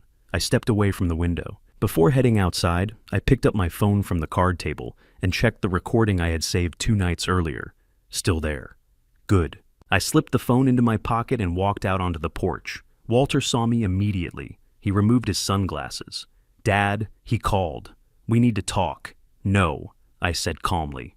"We don't." Victor stepped forward before Walter could respond. He extended his hand toward me. "Mr. Rutherford," he said in a smooth voice, "my name is Victor Hartman. I operate an energy company based in Tulsa. I've been following the situation with your property, and I believe I can offer you a solution." I looked at his outstretched hand. Then I ignored it. "How exactly do you plan to help?" I asked. Victor's smile was thin and practiced. "You're currently sitting on land that's worth far more than you realize," he said. "The tax lien, the legal complications, the maintenance. It's a great deal of pressure for anyone, especially a man in your position." He paused. "I'd like to make things simple for you." Walter shifted beside him. Victor continued. $10 million, cash. Today. He gestured toward the farmhouse. "You sign over the deed to this property. I take care of the tax lien, the legal issues, everything. You walk away completely free." I turned slowly toward Walter. "You brought him here." Walter shifted uncomfortably. "Dad, it's a good offer," he said. "More than fair. You don't have to deal with the farm, the county, any of this stress. Take the money, move somewhere comfortable." "Comfortable," I repeated quietly. "Like Sunset Meadows." Walter's jaw tightened. Victor looked from Walter to me, clearly confused. I reached into my pocket and pulled out my phone. "There's something I want you both to hear." I tapped the screen. Walter's voice filled the quiet morning air. "Drilling rights, the whole section. If he figures out what's under that land." Another voice. Walter again. "The guardianship petition is ready. Moss says we can file Monday if he refuses to sell. Once he's moved into that place in Elk City, I'd take control as conservator. After that, the land is ours." The recording ended. Walter had gone pale. Victor's smile vanished. I slipped the phone back into my pocket. "That conversation happened 2 nights ago," I said calmly. Walter didn't realize I was standing in the hallway. Victor recovered first. "Mr. Rutherford," he said stiffly. "I'm not sure what you believe you heard, but I heard my own son planning to lock me in a nursing home. I said so he could steal my land and sell it to you." I looked directly at Walter. "How much were you paying him?" Walter didn't answer. $5 million, I continued. "Vice president title at your company." Victor's tone hardened. "You're making a mistake," he said. "That land is worthless without proper equipment capital and expertise. I'm offering you $10 million today." He took a step closer. "That's more money than you'll ever see otherwise." "Worthless?" I asked quietly. "Then why are you here?" Victor opened his mouth, stopped. Walter stepped forward suddenly. "Dad, stop being stubborn," he snapped. "The oil under this place—" He froze. Too late. I smiled slightly. "Oil," I repeated. "You just said oil." Walter closed his eyes briefly. Victor turned toward him with a look sharp enough to cut steel. Then another engine sounded in the distance. A white SUV rolled slowly up the gravel drive, kicking up a cloud of dust. It stopped beside the Escalade. Helen Sinclair stepped out. She carried her leather briefcase and looked exactly as calm and composed as she always did. Behind her came a man in his mid-40s wearing khaki pants and a Navy Morrison Energy polo shirt. Helen walked directly toward me. "Good morning, Sam," she said pleasantly. "I see we have visitors." Victor straightened. "This is a private discussion, Helen. Not anymore," she replied. She opened her briefcase and removed 2 stacks of documents. The first she handed directly to Victor. "Cease and desist order," she said. Victor glanced down at the page. "You are prohibited from contacting Mr. Rutherford making financial offers regarding this property or conducting any business activity connected to this land." She folded her arms. "Violation of this order will result in immediate legal action." Victor looked up. On what grounds? Helen's voice remained steady. "The irrevocable trust created by Harold Rutherford specifically names you Mr. Hartman as a prohibited party under Section 47C. She pointed to the document. "Any attempt by Walter Rutherford to sell, transfer, or negotiate this property with you or any entity you control results in immediate forfeiture of Walter's inheritance." She paused. "And opens both of you to federal fraud charges." Victor's face went completely still. Helen turned to Walter. "The second set of documents is for you." Walter took them silently. "Notice of trust violation investigation," Helen said. "If you pursue a guardianship petition attempt, a power of attorney arrangement, or enter any business agreement involving Mr. Hartman, you lose everything." She spoke clearly. "The house in Southern Hills, the investment accounts, the retirement funds, all of it reverts immediately to your father." Walter stared down at the papers in his hands. Helen gestured toward the man beside her. "This is David Morrison, CEO of Morrison Energy." Morrison stepped forward and nodded respectfully. "Mr. Rutherford," he said, "your wife and I finalized a drilling partnership 6 months ago." He glanced briefly toward Victor. "Morrison Energy will begin drilling operations on this site within 60 days. He turned back to me. "You retain 75% of all net royalties." The agreement was formally executed yesterday under authority granted in Mrs. Rutherford's trust documents. Then he looked at Victor. "We've already filed our lease applications with the Oklahoma Corporation Commission." He paused. "Your competing applications have been denied." Victor said nothing, but his hands had curled into fists. Morrison continued. "Drilling begins in May. First production estimates place initial royalties arriving late next year." Silence settled over the yard. Victor turned slowly toward Walter. "You told me this was handled?" Walter didn't answer. Victor looked back at me one last time. "You'll regret this." "I doubt it," I said. Victor walked to the Escalade, climbed in, and drove away without another word. Walter remained standing in the dirt yard. The papers Helen had given him trembled slightly in his hands. He looked at me. For a moment it seemed like he might say something. Apologize, explain. But no words came. He folded the papers slowly and slipped them into his jacket pocket. Then he walked to the Mercedes. He sat there for a long moment, staring through the windshield at nothing. Finally the engine started. The car rolled down the gravel drive, and Walter disappeared down the road. I watched until the dust settled. Helen placed a hand lightly on my arm. "You okay?" I nodded. "Yeah." David Morrison extended his hand. "It's good to finally meet you, Mr. Rutherford," he said. "Harold spoke about you often?" His voice softened. "I'm very sorry for your loss." I shook his hand. "Thank you." Helen closed her briefcase. "We'll return next week to review the drilling timeline," she said. "For now, rest. You've earned it." They drove away a few minutes later. The yard became quiet again, just the sound of wind moving through the wheat, and the yellow rose swaying gently on the porch. I sat down on the wooden steps and looked out across the fields. It was over. Walter was gone. Victor was gone, and somehow I was still standing. I whispered softly into the wind. "We did it, Harold." The breeze carried my voice across the fields, and for just a moment I thought I heard her answer. April 1st. 11 a.m., Helen and David Morrison sat across from me at the card table in the farmhouse. Earl had brought the table in that morning, along with 3 folding chairs, a cooler of bottled water, and a portable generator humming outside. The farmhouse finally had lights. Helen spread a set of documents across the table. "We need to talk about what happens next." I nodded.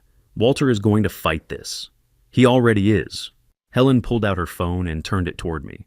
An email time-stamped 10:47 a.m. Sender Walter Rutherford. I read it. Helen, I am formally notifying you that I will file a probate challenge to my mother's will on the grounds of undue influence and lack of testamentary capacity. I will also file an emergency guardianship petition for my father, Stanley Rutherford, age 68, who is clearly unable to manage complex financial and operational decisions related to oil extraction. He is living without electricity or running water on a dilapidated property. This is elder neglect. I expect you to withdraw your cease and desist order and allow me to act in my father's best interest. Walter Rutherford. CPA. I set the phone down. He thinks I'm incompetent. He's trying to invalidate the trust, Helen said. And he's threatening guardianship again. But here's the problem for Walter. He can't do either without triggering the ethics clause. David Morrison leaned forward.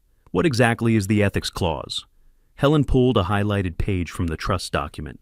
Section 47C. Harold drafted this 18 months ago with the help of a federal prosecutor. It's ironclad. She looked at me. Sam, your wife knew Walter would try to contest the will, so she built a tripwire. How does it work? Helen pointed to the document. Walter inherited $12 million mansion investments retirement accounts, but that inheritance is conditional. If Walter takes any of the following actions, he forfeits the entire $12 million and exposes himself to federal prosecution. She read from the highlighted section.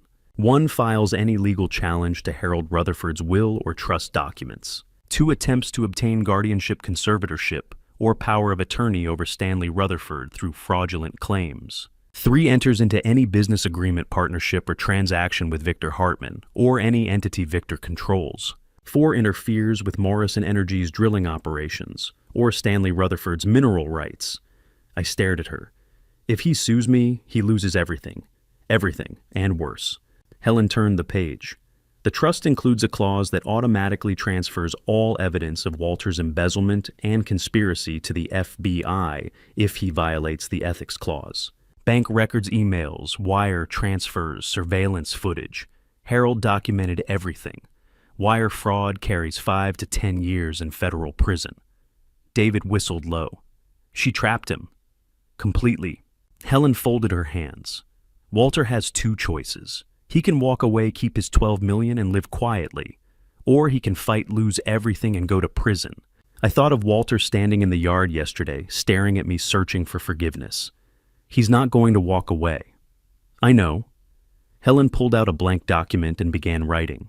That's why I'm sending him a 48-hour warning. If he files any petition by end of business, April 3rd, the ethics clause triggers immediately. I'll notify the probate court, the FBI, and the federal prosecutor Harold worked with. Walter will lose the inheritance within 72 hours, and the criminal investigation begins. Will that stop him? Helen looked at me.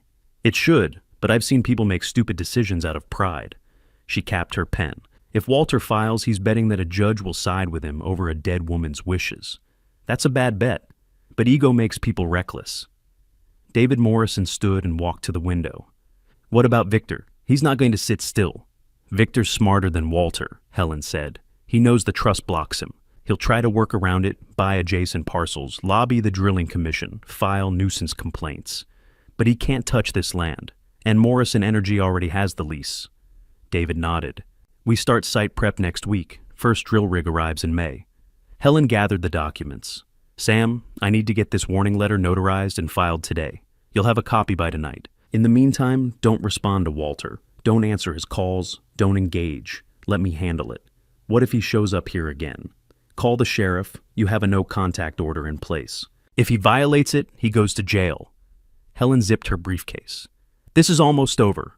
Walter has 48 hours to make a choice. My guess is he'll back down once he reads the consequences. She stood. David shook my hand. We'll be in touch, Mr. Rutherford. You're in good hands. They left. The generator hummed outside. The farmhouse was quiet. I sat alone at the table and reread the ethics clause summary Helen had left behind. If Walter Rutherford won, contests the will, 2 files for guardianship, 3 deals with Victor Hartman, or 4 interferes with mineral rights. Then Walter Rutherford forfeits $12,000. 000 inheritance and evidence transfers to FBI wire fraud. Embezzlement conspiracy, 5 to 10 years. Federal prison. Harold had thought of everything. She'd built a legal cage around Walter so tight he couldn't move without destroying himself. But I knew my son. Pride didn't listen to logic. He'd spent 18 months planning to take this farm. He'd stolen hundreds of thousands of dollars. He'd tried to lock me in a nursing home. And yesterday he'd stood in this yard offering $10 million like he owned the place. Would he really walk away now? I thought of the email. I will file a probate challenge. Not I'm considering. Not I may. I will. Walter thought he could win. Thought a judge would look at me, 68, living in a farmhouse with no running water, and declare me incompetent. Thought he could override Harold's trust, take control, sell to Victor, and walk away rich. He didn't understand. The trust wasn't just a document. It was Harold's last stand, and she'd made it unbreakable. I folded the ethics clause summary and put it in my wallet next to her letters. Outside, the wind picked up. The yellow rose swayed on the porch. In the distance, a hawk circled over the wheat fields. 48 hours. By April 3rd, Walter would make his choice, and I'd find out if my son still had enough sense to save himself. I stood, walked to the window, and stared at the empty road. Walter thought he could win. Thought a judge would side with him. But he didn't understand the trust wasn't just a document. It was Harold's last stand, and she'd made it unbreakable. I turned off the lights, locked the door, and walked outside. 48 hours. April 3rd, 3 p.m. I was sitting on the porch steps watching the wheat fields bend in the wind when my phone rang. Helen Sinclair. Sam, it's over. I stood. What do you mean? Walter withdrew all petitions. His lawyer called me 20 minutes ago. Exact words. My client wishes to avoid further conflict and accepts the terms of the trust. Helen's voice was calm, but I heard the edge of satisfaction. No probate challenge, no guardianship petition, no contact with Victor Hartman. He's walking away. I sat back down. My chest loosened like a fist I'd been holding tight for weeks had finally unclenched. You're sure, Geek? Positive. I have the withdrawal notices in writing, signed by Walter and his attorney. Filed with the probate court 10 minutes ago. She paused. He also sent you an email. I'm forwarding it now. My phone buzzed. I opened the email. From walterrutherford.cpa@... to Sam Rutherford 1955 at ... date April 3rd, 2023, 2:43 p.m. Subject, final communication, Dad. My lawyer has advised me to withdraw all legal actions. I accept the terms of Mom's will. I keep the house, the investments, and the retirement accounts. You keep the farm. We're done. I don't want further conflict. I'm asking you don't contact me. I need to move forward with my life. Walter, I read it twice. Cold. Clinical. Like he was closing a business deal. No apology, no acknowledgement of what he'd done. Just, we're done. I thought of Harold's folders.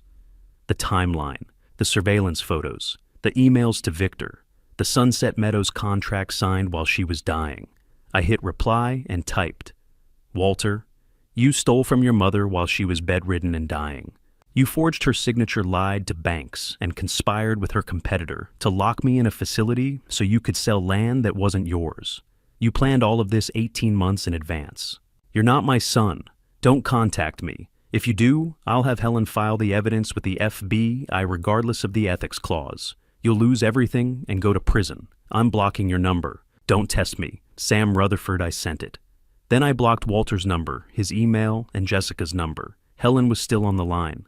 Sam, I sent him a reply, then I blocked him. Silence. Then Helen said quietly, Good. Is that it? Is it really over? Yes, the trust is ironclad. Walter has no legal recourse. Victor can't touch the land. Morrison Energy has the lease. You're protected. She paused. Harold built this, Sam. She thought of everything. All you have to do now is live. Thank you, Helen. You don't need to thank me. I'm just glad she trusted me to help. Her voice softened. I'll be in touch next week about the drilling schedule. For now, rest. You've earned it. She hung up. I sat on the porch phone in my hand, staring at the blocked contact screen. Walter Rutherford. Son. Blocked. I thought I'd feel something, grief maybe. Regret. But all I felt was emptiness. Like a chapter I didn't want to read had finally ended. I thought of him as a kid, 8 years old, building a birdhouse in the garage with me, frustrated because the nails kept bending. I'd shown him how to hold the hammer, how to angle the strike. When he finally got it right, he looked up at me with this huge grin. "I did it, Dad. That boy was gone. Maybe he'd been gone for years. Maybe he'd never really existed." I put the phone in my pocket and walked inside. An hour later, Earl showed up. I heard his truck pull into the yard, the door slam. He climbed the porch steps, a six-pack of bottled water in one hand. "Heard you might need company," he said. I opened the door. "How'd you know?" "Helen called me," said Walter back down. "Figured you'd be sitting here alone thinking too much." He handed me the water. "Thought you could use a visitor." We sat on the porch steps. Earl cracked open a bottle, took a long drink. I did the same. For a while neither of us spoke, just the wind through the wheat, the creak of the barn door. Finally Earl said, "Harold told me something once, about Walter." I looked at him. This was back when she first got sick. She'd drive out here to check on the farm, and sometimes she'd stop by my station for coffee. One day she sat at the counter for an hour, just staring at her cup. I asked if she was okay. She said, "I'm trying to figure out when I lost my son." My throat tightened. Earl continued.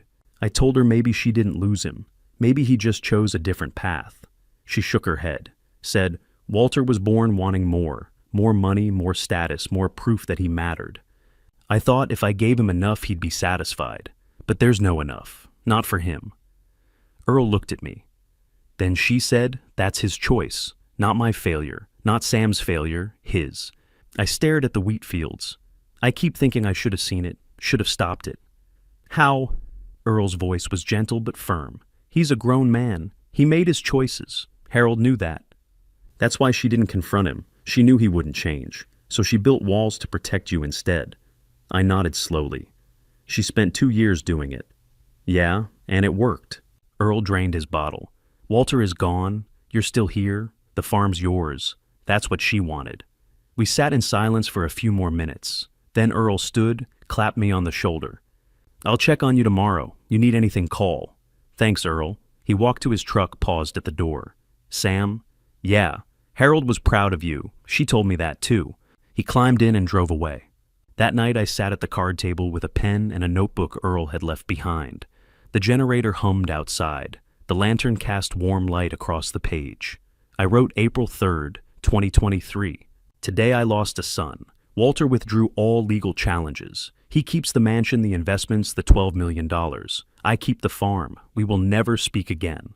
I thought I would feel grief, but I don't. I feel relief. He made his choices. He stole from Harold while she was dying. He conspired with her enemy. He tried to lock me away. Those were his choices, not mine. Harold knew. She saw it coming. She spent 2 years building walls to protect me, and it worked. I paused, stared at the page.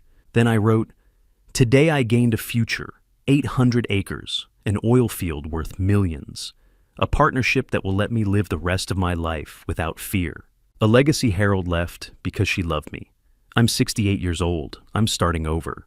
And for the first time in months, I'm not afraid." I set the pen down and closed the notebook. Outside, the wind rattled the screen door. The yellow rose swayed on the porch. I thought of Harold in her hard hat, standing in the wheat field, saying, "This land has been good to us, Sam. It's got one more gift left." She'd been right. I turned off the lantern, lay down on the cot, and closed my eyes. Tomorrow, Morrison Energy would start site prep. Tomorrow, the future would begin. But tonight I just rested. May 1st, 10 in the morning. David Morrison's white Morrison Energy pickup rolled slowly into the farmhouse yard, gravel crackling beneath the tires. I was already sitting on the porch, a half-empty mug of coffee warming my hands, as I watched the wheat fields ripple under the morning sun. The green had started turning gold over the past few days, a quiet signal that spring was giving way to summer. David stepped out of the truck with a leather briefcase tucked under his arm. He climbed the porch steps and offered his hand. "Morning, Mr. Rutherford," he said. "Ready to make this official?" I set the coffee mug aside and stood. "Yeah," I said. "I think I am." Inside the farmhouse, we sat at the card table beneath the window. Dust drifted lazily through the light as David opened his briefcase and removed a thick stack of papers. He spread the contract across the table, 30 pages at least, neatly organized with colored tabs marking the places I needed to sign. "This," he said, tapping the first page, "is the drilling partnership agreement Harold and I finalized last October. I'd like to walk you through the key points." I leaned forward and pulled the contract closer. First, David began, Morrison Energy covers the entire cost of drilling operations. The estimated total investment is between $8 and $10 million. I raised my eyebrows. You won't be paying a cent, he continued. We handle everything, permits, equipment, labor, transportation, site preparation. Your role is simply to own the land. I nodded slowly. Second, he said, turning the page, you retain full ownership of the farm. The lease grants us rights to extract minerals, but the land itself stays yours.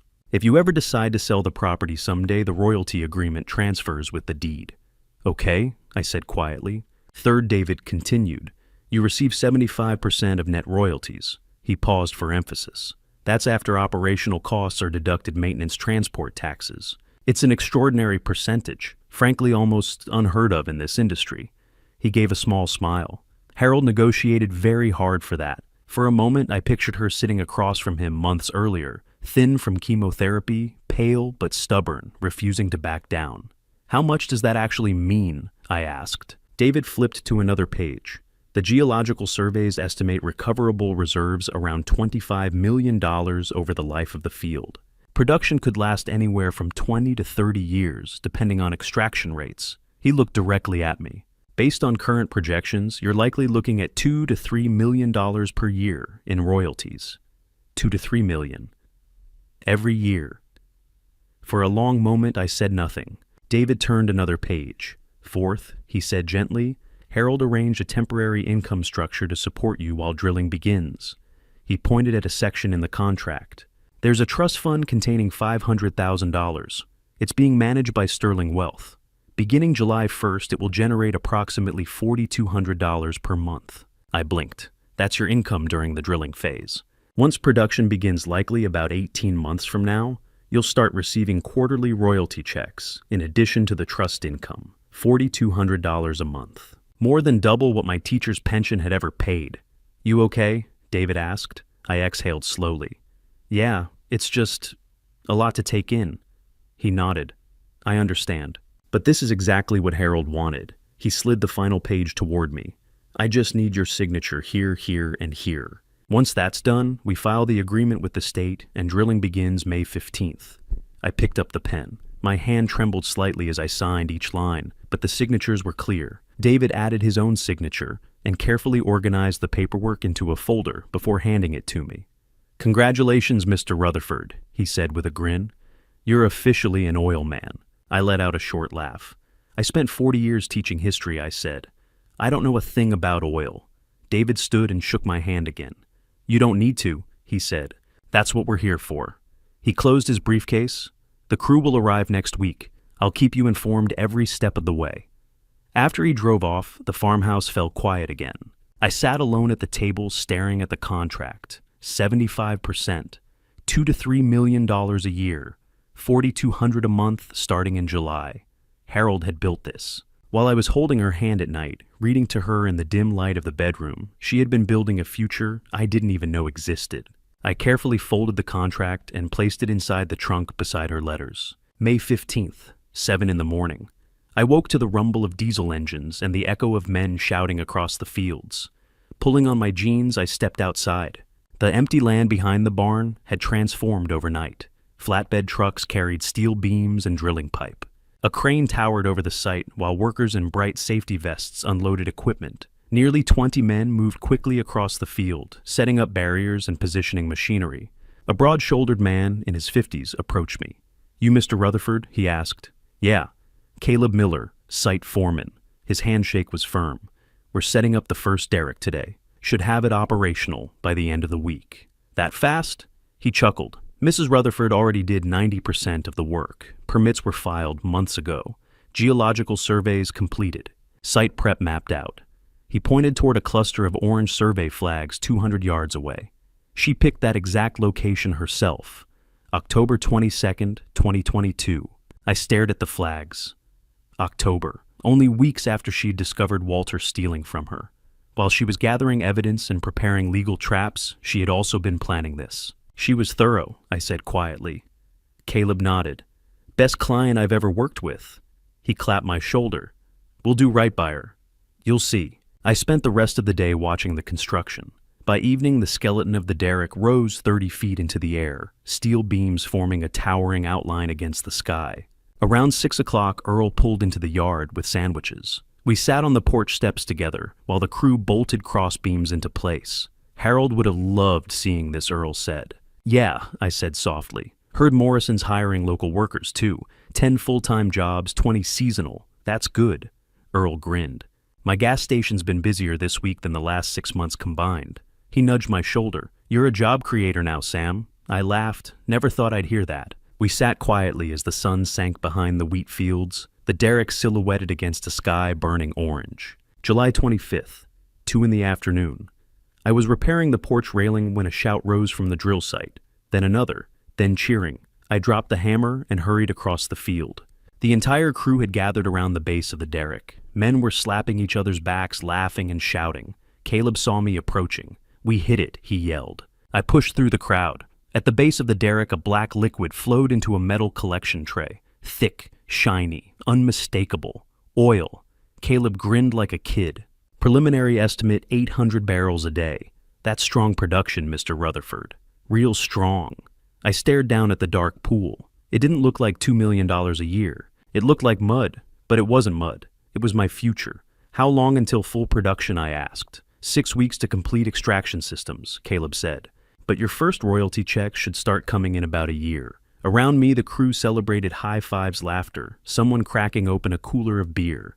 But I stood quietly beside the derrick. Harold had known this was here. She'd protected it. And she'd won. July 28th, evening. The whiskey barrel on the porch had cracked from the summer heat, so I dug a proper hole beside the steps and replanted the yellow rose bush. Earl had brought compost earlier that morning. I mixed it into the soil and carefully lowered the plant into the ground. The bush had grown strong over the past months, bright green leaves, several new buds beginning to form. I watered the roots until the soil turned dark. Then I sat on the porch steps and looked out across the fields. Floodlights now illuminated the drilling site. The hum of machinery drifted through the night air as crews worked late shifts finishing the extraction systems. Beyond the derrick, the sun was sinking low over the horizon, painting the sky in streaks of red and gold. I walked slowly toward the derrick. Clear pipes carried thick black oil into a large storage tank nearby. The steady flow made a low humming sound that vibrated through the steel structure. I placed my hand against the cold metal beam. 75% of everything flowing through those pipes belonged to me. Enough to live comfortably for the rest of my life. Enough to never worry about money again. Enough to build something meaningful. I pictured Harold standing right here in her hard hat months ago, pointing at geological maps and telling David Morrison exactly where to drill. The wind rustled through the wheat. I whispered softly into the evening air. Thank you, Harold. The derrick hummed steadily behind me. Oil flowed through the pipes. And for the first time since she had passed away, I finally felt whole again. August 10th, 6 p.m. I was sitting on the porch watching the derrick lights flicker on as the sun set when Earl's truck pulled into the yard. He climbed out, phone in hand. You seen the news? Walkman, no. Why? He held up his phone. A video was playing local Tulsa news reporter, standing in front of a glass office building downtown. The Chiron read, oil exec arrested, federal charges. I took the phone. The reporter's voice was crisp, professional. Victor Hartman, CEO of Hartman Oil and Gas, was arrested this morning by FBI agents at his Tulsa headquarters. Federal prosecutors have charged Hartman with wire fraud conspiracy to commit fraud and industrial espionage. According to court documents unsealed today, the investigation began in late 2021 and was based on evidence provided by Harold Caldwell Rutherford, founder of Morrison Energy Solutions, who served as a confidential FBI informant until her passing in February of this year. I stopped the video, stared at the screen. Harold, FBI informant. Earl watched me. You didn't know. No, she was working with them the whole time. I handed the phone back, my hands numb. She never told me. Probably didn't want to put you at risk. Earl pocketed the phone. Victor's going down, Sam. Federal case. They don't arrest guys like him unless it's airtight. I nodded slowly. My chest felt tight. Harold had been fighting a war on two fronts Walter and Victor and I hadn't known about either until she was gone. Earl squeezed my shoulder. I'll leave you be. Call if you need anything. He left. I sat on the porch steps staring at the derrick, trying to make sense of it. 20 months, September 2021 to February 2023. The whole time she was sick, she'd been feeding evidence to the FBI, meeting with agents, building a case, and she'd never said a word. The next morning, my phone rang. Unknown number. I almost didn't answer. Mr. Rutherford. This is Special Agent Sarah Thompson, FB, I White Collar Crime Division. I believe you have my card. I pulled out my wallet, the card from the insurance box. Yeah, I have it. We need to talk. Can I come out to the farm this afternoon? Okay. She arrived at 2, mid-40s dark suit badge clipped to her belt. She shook my hand businesslike but not unkind. We sat at the card table. She opened a briefcase and pulled out a thick folder. Your wife contacted us in September 2021. She'd discovered evidence that Victor Hartman was engaged in industrial espionage, stealing proprietary geological data, bribing county officials, attempting to manipulate lease auctions. She also informed us that her son was involved. I nodded. I know. I found the folders. The blue folder, Victor Hartman Conspiracy. Yeah, that's what we used to build the case. Your wife was meticulous. Every email, every wire transfer, every meeting, she documented it all. She met with us monthly for 20 months. Even after her diagnosis, she insisted on continuing. Torres closed the folder. She was one of the most dedicated informants I've ever worked with. My throat tightened. What happens now? We've arrested Victor. He's being held without bail. Trial's set for next spring. We expect a conviction. The evidence is overwhelming. He's looking at 15 to 20 years federal prison. And Walter, Torres' expression shifted slightly.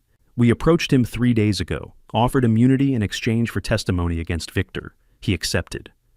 I stared at her. He gets nothing. No prison time. Immunity means he testifies truthfully, and we don't prosecute him for conspiracy or wire fraud. But he's not walking away clean. He'll lose his CPA license. His reputation's finished.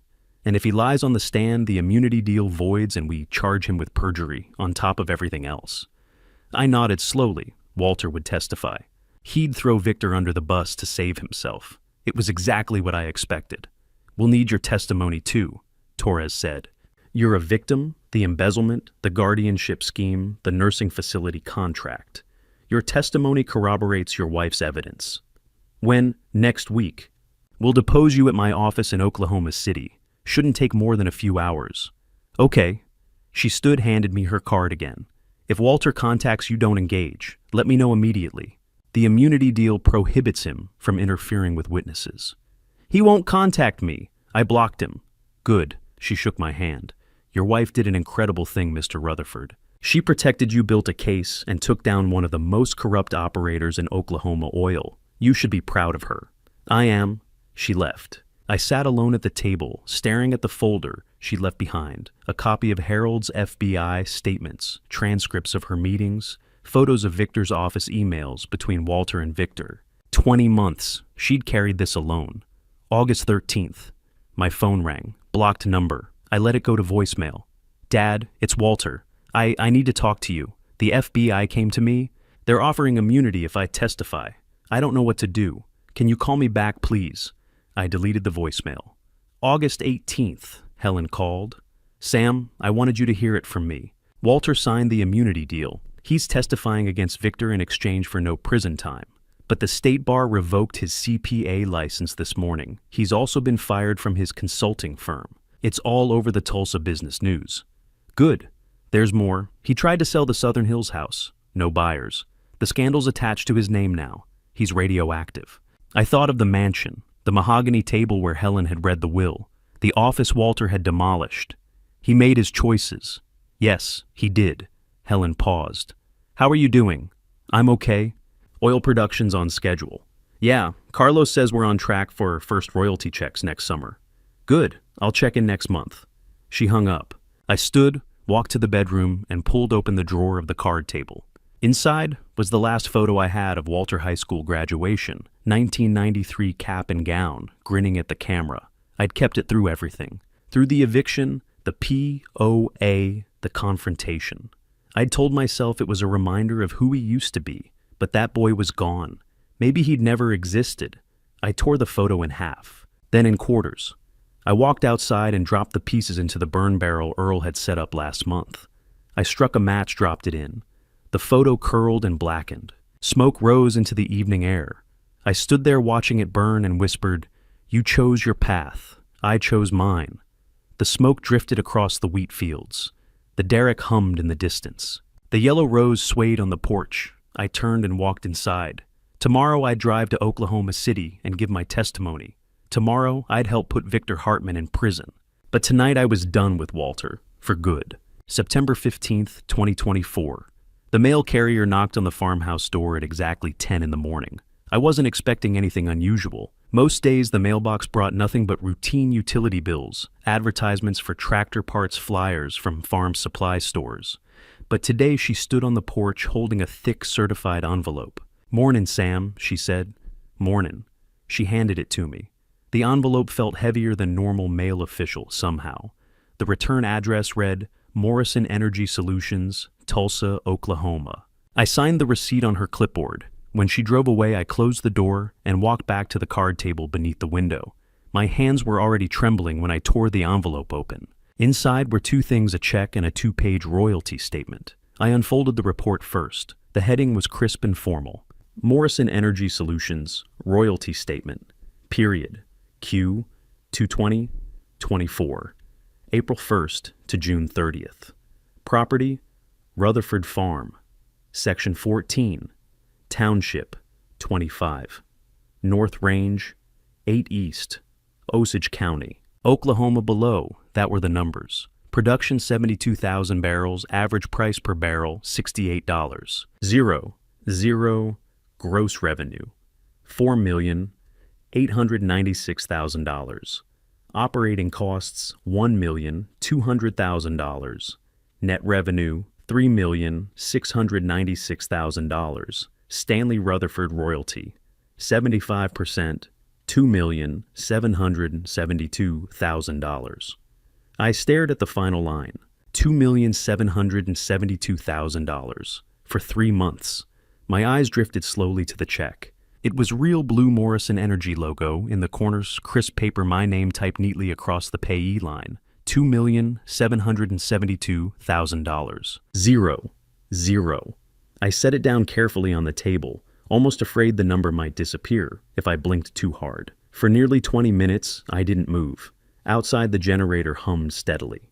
Through the window, I could see the derrick standing tall in the field behind the barn, sunlight glinting off the steel beams. A crow landed on the porch railing, tilted its head toward the house, cawed once, and flew away.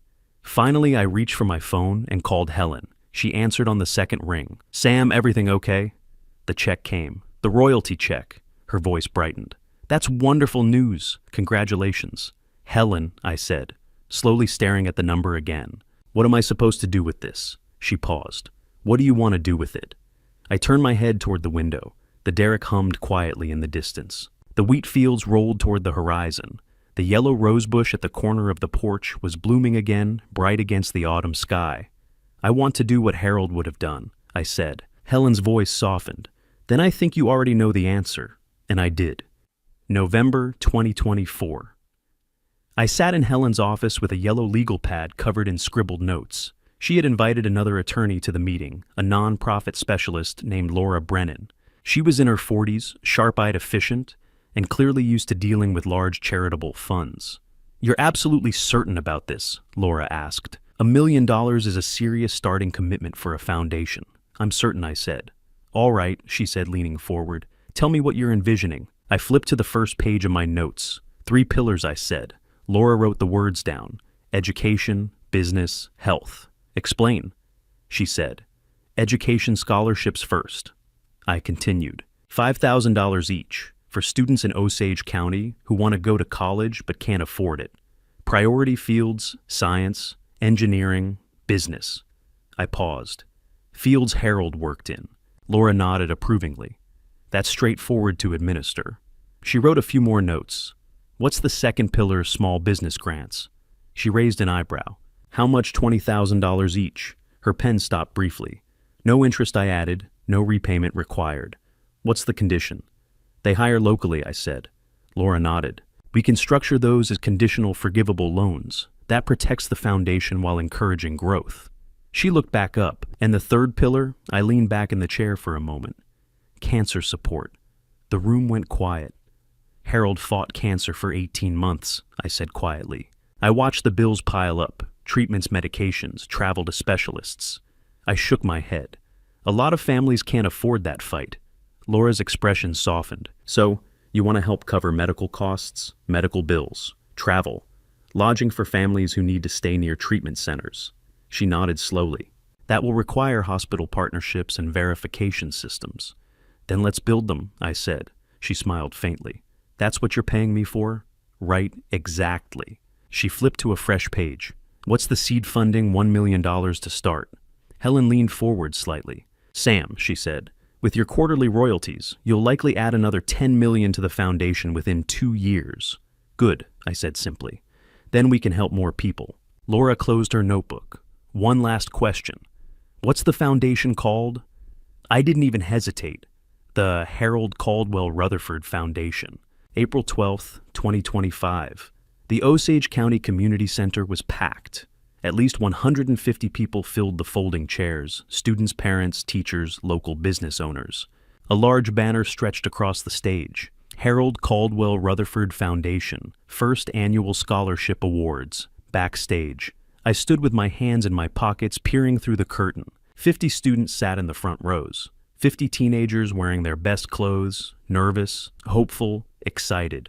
50 young people who had applied for scholarships. And today every one of them would receive $5,000. Helen touched my arm. You ready? I nodded. Yeah. I walked out onto the stage. The room quieted almost instantly. I stood behind the podium and looked out at the audience, young faces full of possibility parents, gripping cameras, teachers smiling proudly. My name is Sam Rutherford, I began. Most of you don't know me, but many of you knew my wife Harold. I paused. She grew up 20 miles from here. She worked in these oil fields for 40 years. She built a company that employed hundreds of people, and she never forgot where she came from. I gripped the edge of the podium. Harold believed something very simple, I continued. Wealth isn't what you keep, it's what you give away. The room was silent. She believed in second chances, I said, in hard work, in helping people who just need a little push to get started. I glanced down at my notes, then looked back up. Today we're awarding 50 scholarships, $5,000 each. That's $250,000 total. A ripple of murmurs spread through the room. It won't pay for everything I said, but it's a start. I smiled slightly. And here's the only thing I ask in return. Make her proud, study hard, work hard, and when you reach your destination, remember where you came from. Help the next kid who needs a chance. The room erupted into applause. I stepped back while Helen began calling the names. One by one, the students walked across the stage. Some smiled nervously, some cried. One young man shook my hand so hard my shoulder nearly popped. Another girl hugged me so tightly I almost lost my balance. The final name Helen called was Emily Thatcher. She walked onto the stage, slowly, hands trembling slightly. 18 years old. Dark hair pulled into a simple ponytail. She accepted the envelope and looked up at me. Thank you, Mr. Rutherford, she said softly. I want to study petroleum engineering. She swallowed, like Mrs. Rutherford. I want to be like her. For a moment, I saw Harold again standing beside that first derrick back in 1996, wearing a hard hat and grinning like she'd just discovered gold. I smiled gently. Don't be like me, Emily, I said. Be better. Be like her. Tears streamed down her face as she nodded and walked off the stage. After the ceremony ended, parents crowded around the stage, shaking my hand and thanking me. I smiled. I nodded. I said the right words. But inside my mind, I was somewhere else. I was back in that hospital room, holding Harold's hand, listening to her whisper, "Trust the farm." She had been right.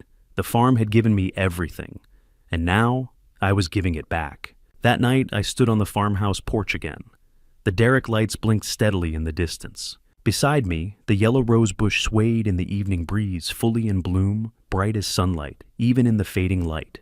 I thought about the 50 students holding their scholarship envelopes, 50 futures that might never have existed without Harold's vision. My eyes filled with tears, the first tears I'd shed since she passed.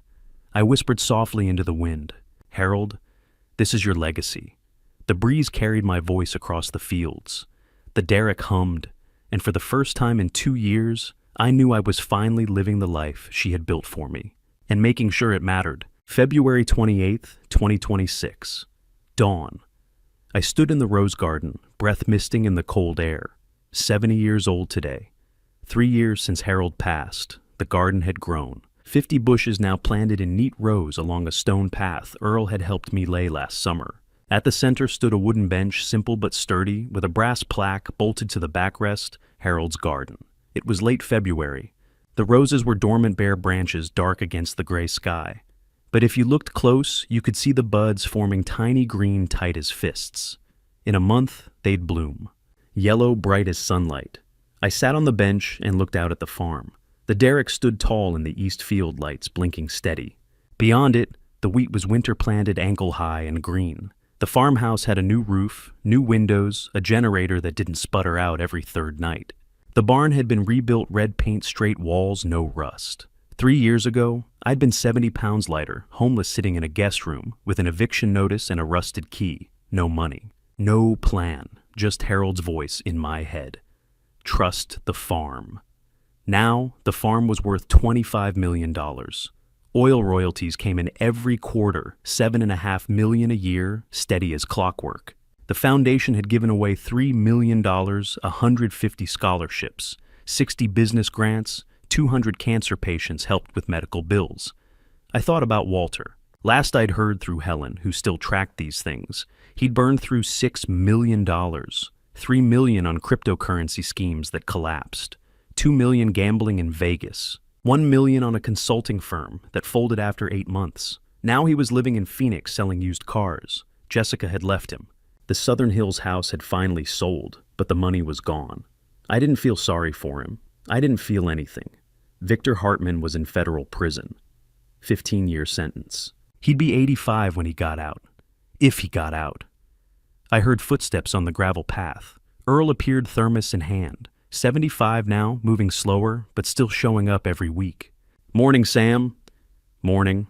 He sat beside me, poured coffee into the thermos cap, handed it over.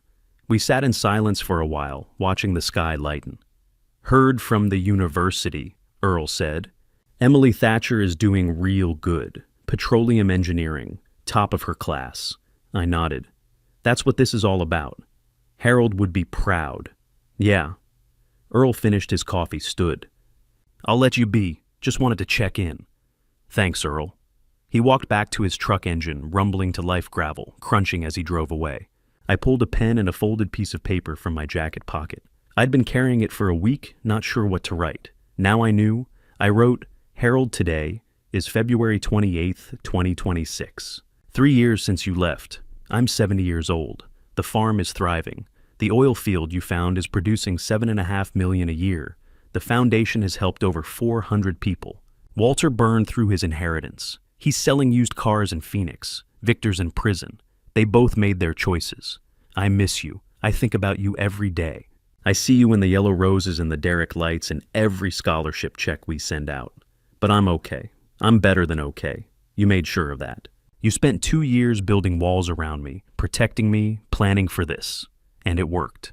I don't know how much time I have left, but I know what I'm doing with it. I'm living the life you built for me, and I'm making sure it matters. Thank you for everything, for 40 years, for this farm, for believing I could do this. I love you. Sam." I folded the letter, walked back to the farmhouse, and unlocked the trunk. Inside were Harold's letters, the one from the will reading the one from the barn attic, the notes she'd left in folders. I placed my letter on top, closed the lid, and locked it. Then I walked back outside into the garden and watched the sun rise over the wheat fields. 3 years, a lifetime, a beginning. The roses would bloom soon, and I'd be here to see them. February 28th, 2026. I woke at 6 as I had every morning for 3 years. The farmhouse no longer creaked. I'd hired Earl's nephew to shore up the joists last spring. The yellow roses. Harold planted the ones I dug up from the mansion garden and replanted here, were dormant, now their branches bare against the gray sky. But in a few weeks they'd bloom again. They always did. I poured coffee, opened the kitchen window, and heard the low hum of 10 oil derricks across the east field. The sound had become as familiar as my own breathing. 3 years ago, this land had looked worthless, a patch of dirt nobody wanted. Today it was producing enough oil to change lives far beyond these 800 acres, reaching families in 3 states who'd never heard of Osage County or a woman named Harold Rutherford. Harold had left me 3 gifts. The first was the farm itself, a lesson that value isn't always visible on the surface. Sometimes you have to dig deep past the weeds and rust and rot to find what's really there. The second was fortune proof that money without integrity is just paper numbers on a screen that vanish the moment you stop protecting them. The third was purpose, the understanding that legacy isn't built after you die. It's built while you're still breathing, one decision at a time, one life at a time.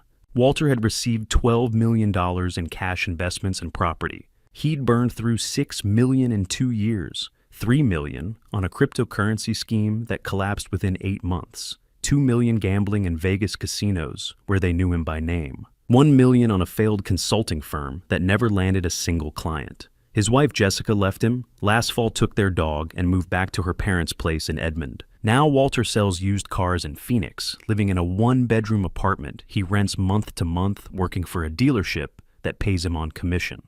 Victor Hartman sits in a federal prison in Oklahoma, serving year 3 of a 15-year sentence. His oil empire, the one he'd spent 30 years building, was dissolved by court order. His name, once respected in boardrooms across the Southwest, is mud. His assets were seized, his partnerships dissolved, his reputation destroyed. I feel no anger toward either of them anymore, only gratitude. They'd given me a gift without knowing it. They'd shown me exactly who I didn't want to become. The foundation Harold envisioned is thriving. I live on $60,000 a year, enough for groceries, utilities, and the occasional dinner in Tulsa. The rest, about $7.5 million annually, goes directly to the Harold Caldwell Rutherford Fund. Over the past 3 years, we've awarded scholarships to kids who couldn't afford college-launched small businesses, for families who couldn't get bank loans, and helped families facing cancer treatment costs they couldn't pay. Hundreds of lives have been touched. Thousands more will be in the decades ahead. Yesterday, Earl stopped by with a thermos of his wife's sweet tea. He's 75 now, still sharp as a tack, still checking the fences every morning, like Harold asked him to. He brought news Emily Thatcher, the young woman who'd reminded me so much of Harold at the first scholarship ceremony 2 years ago, was topping her petroleum engineering class at the University of Oklahoma. She'd graduate in 2029. Earl said probably start her own firm within 5 years after that. That's what this is all about, I told him, staring out at the derricks. Earl nodded slowly. Harold knew, he said. She always knew. We sat on the porch in silence for a while, watching the derricks pump in steady rhythm. Do you ever regret it? Earl finally asked. Not forgiving Walter. I thought about that question, turned it over in my mind the way Harold used to turn over rocks looking for fossils. I regret that he made forgiveness impossible, I said.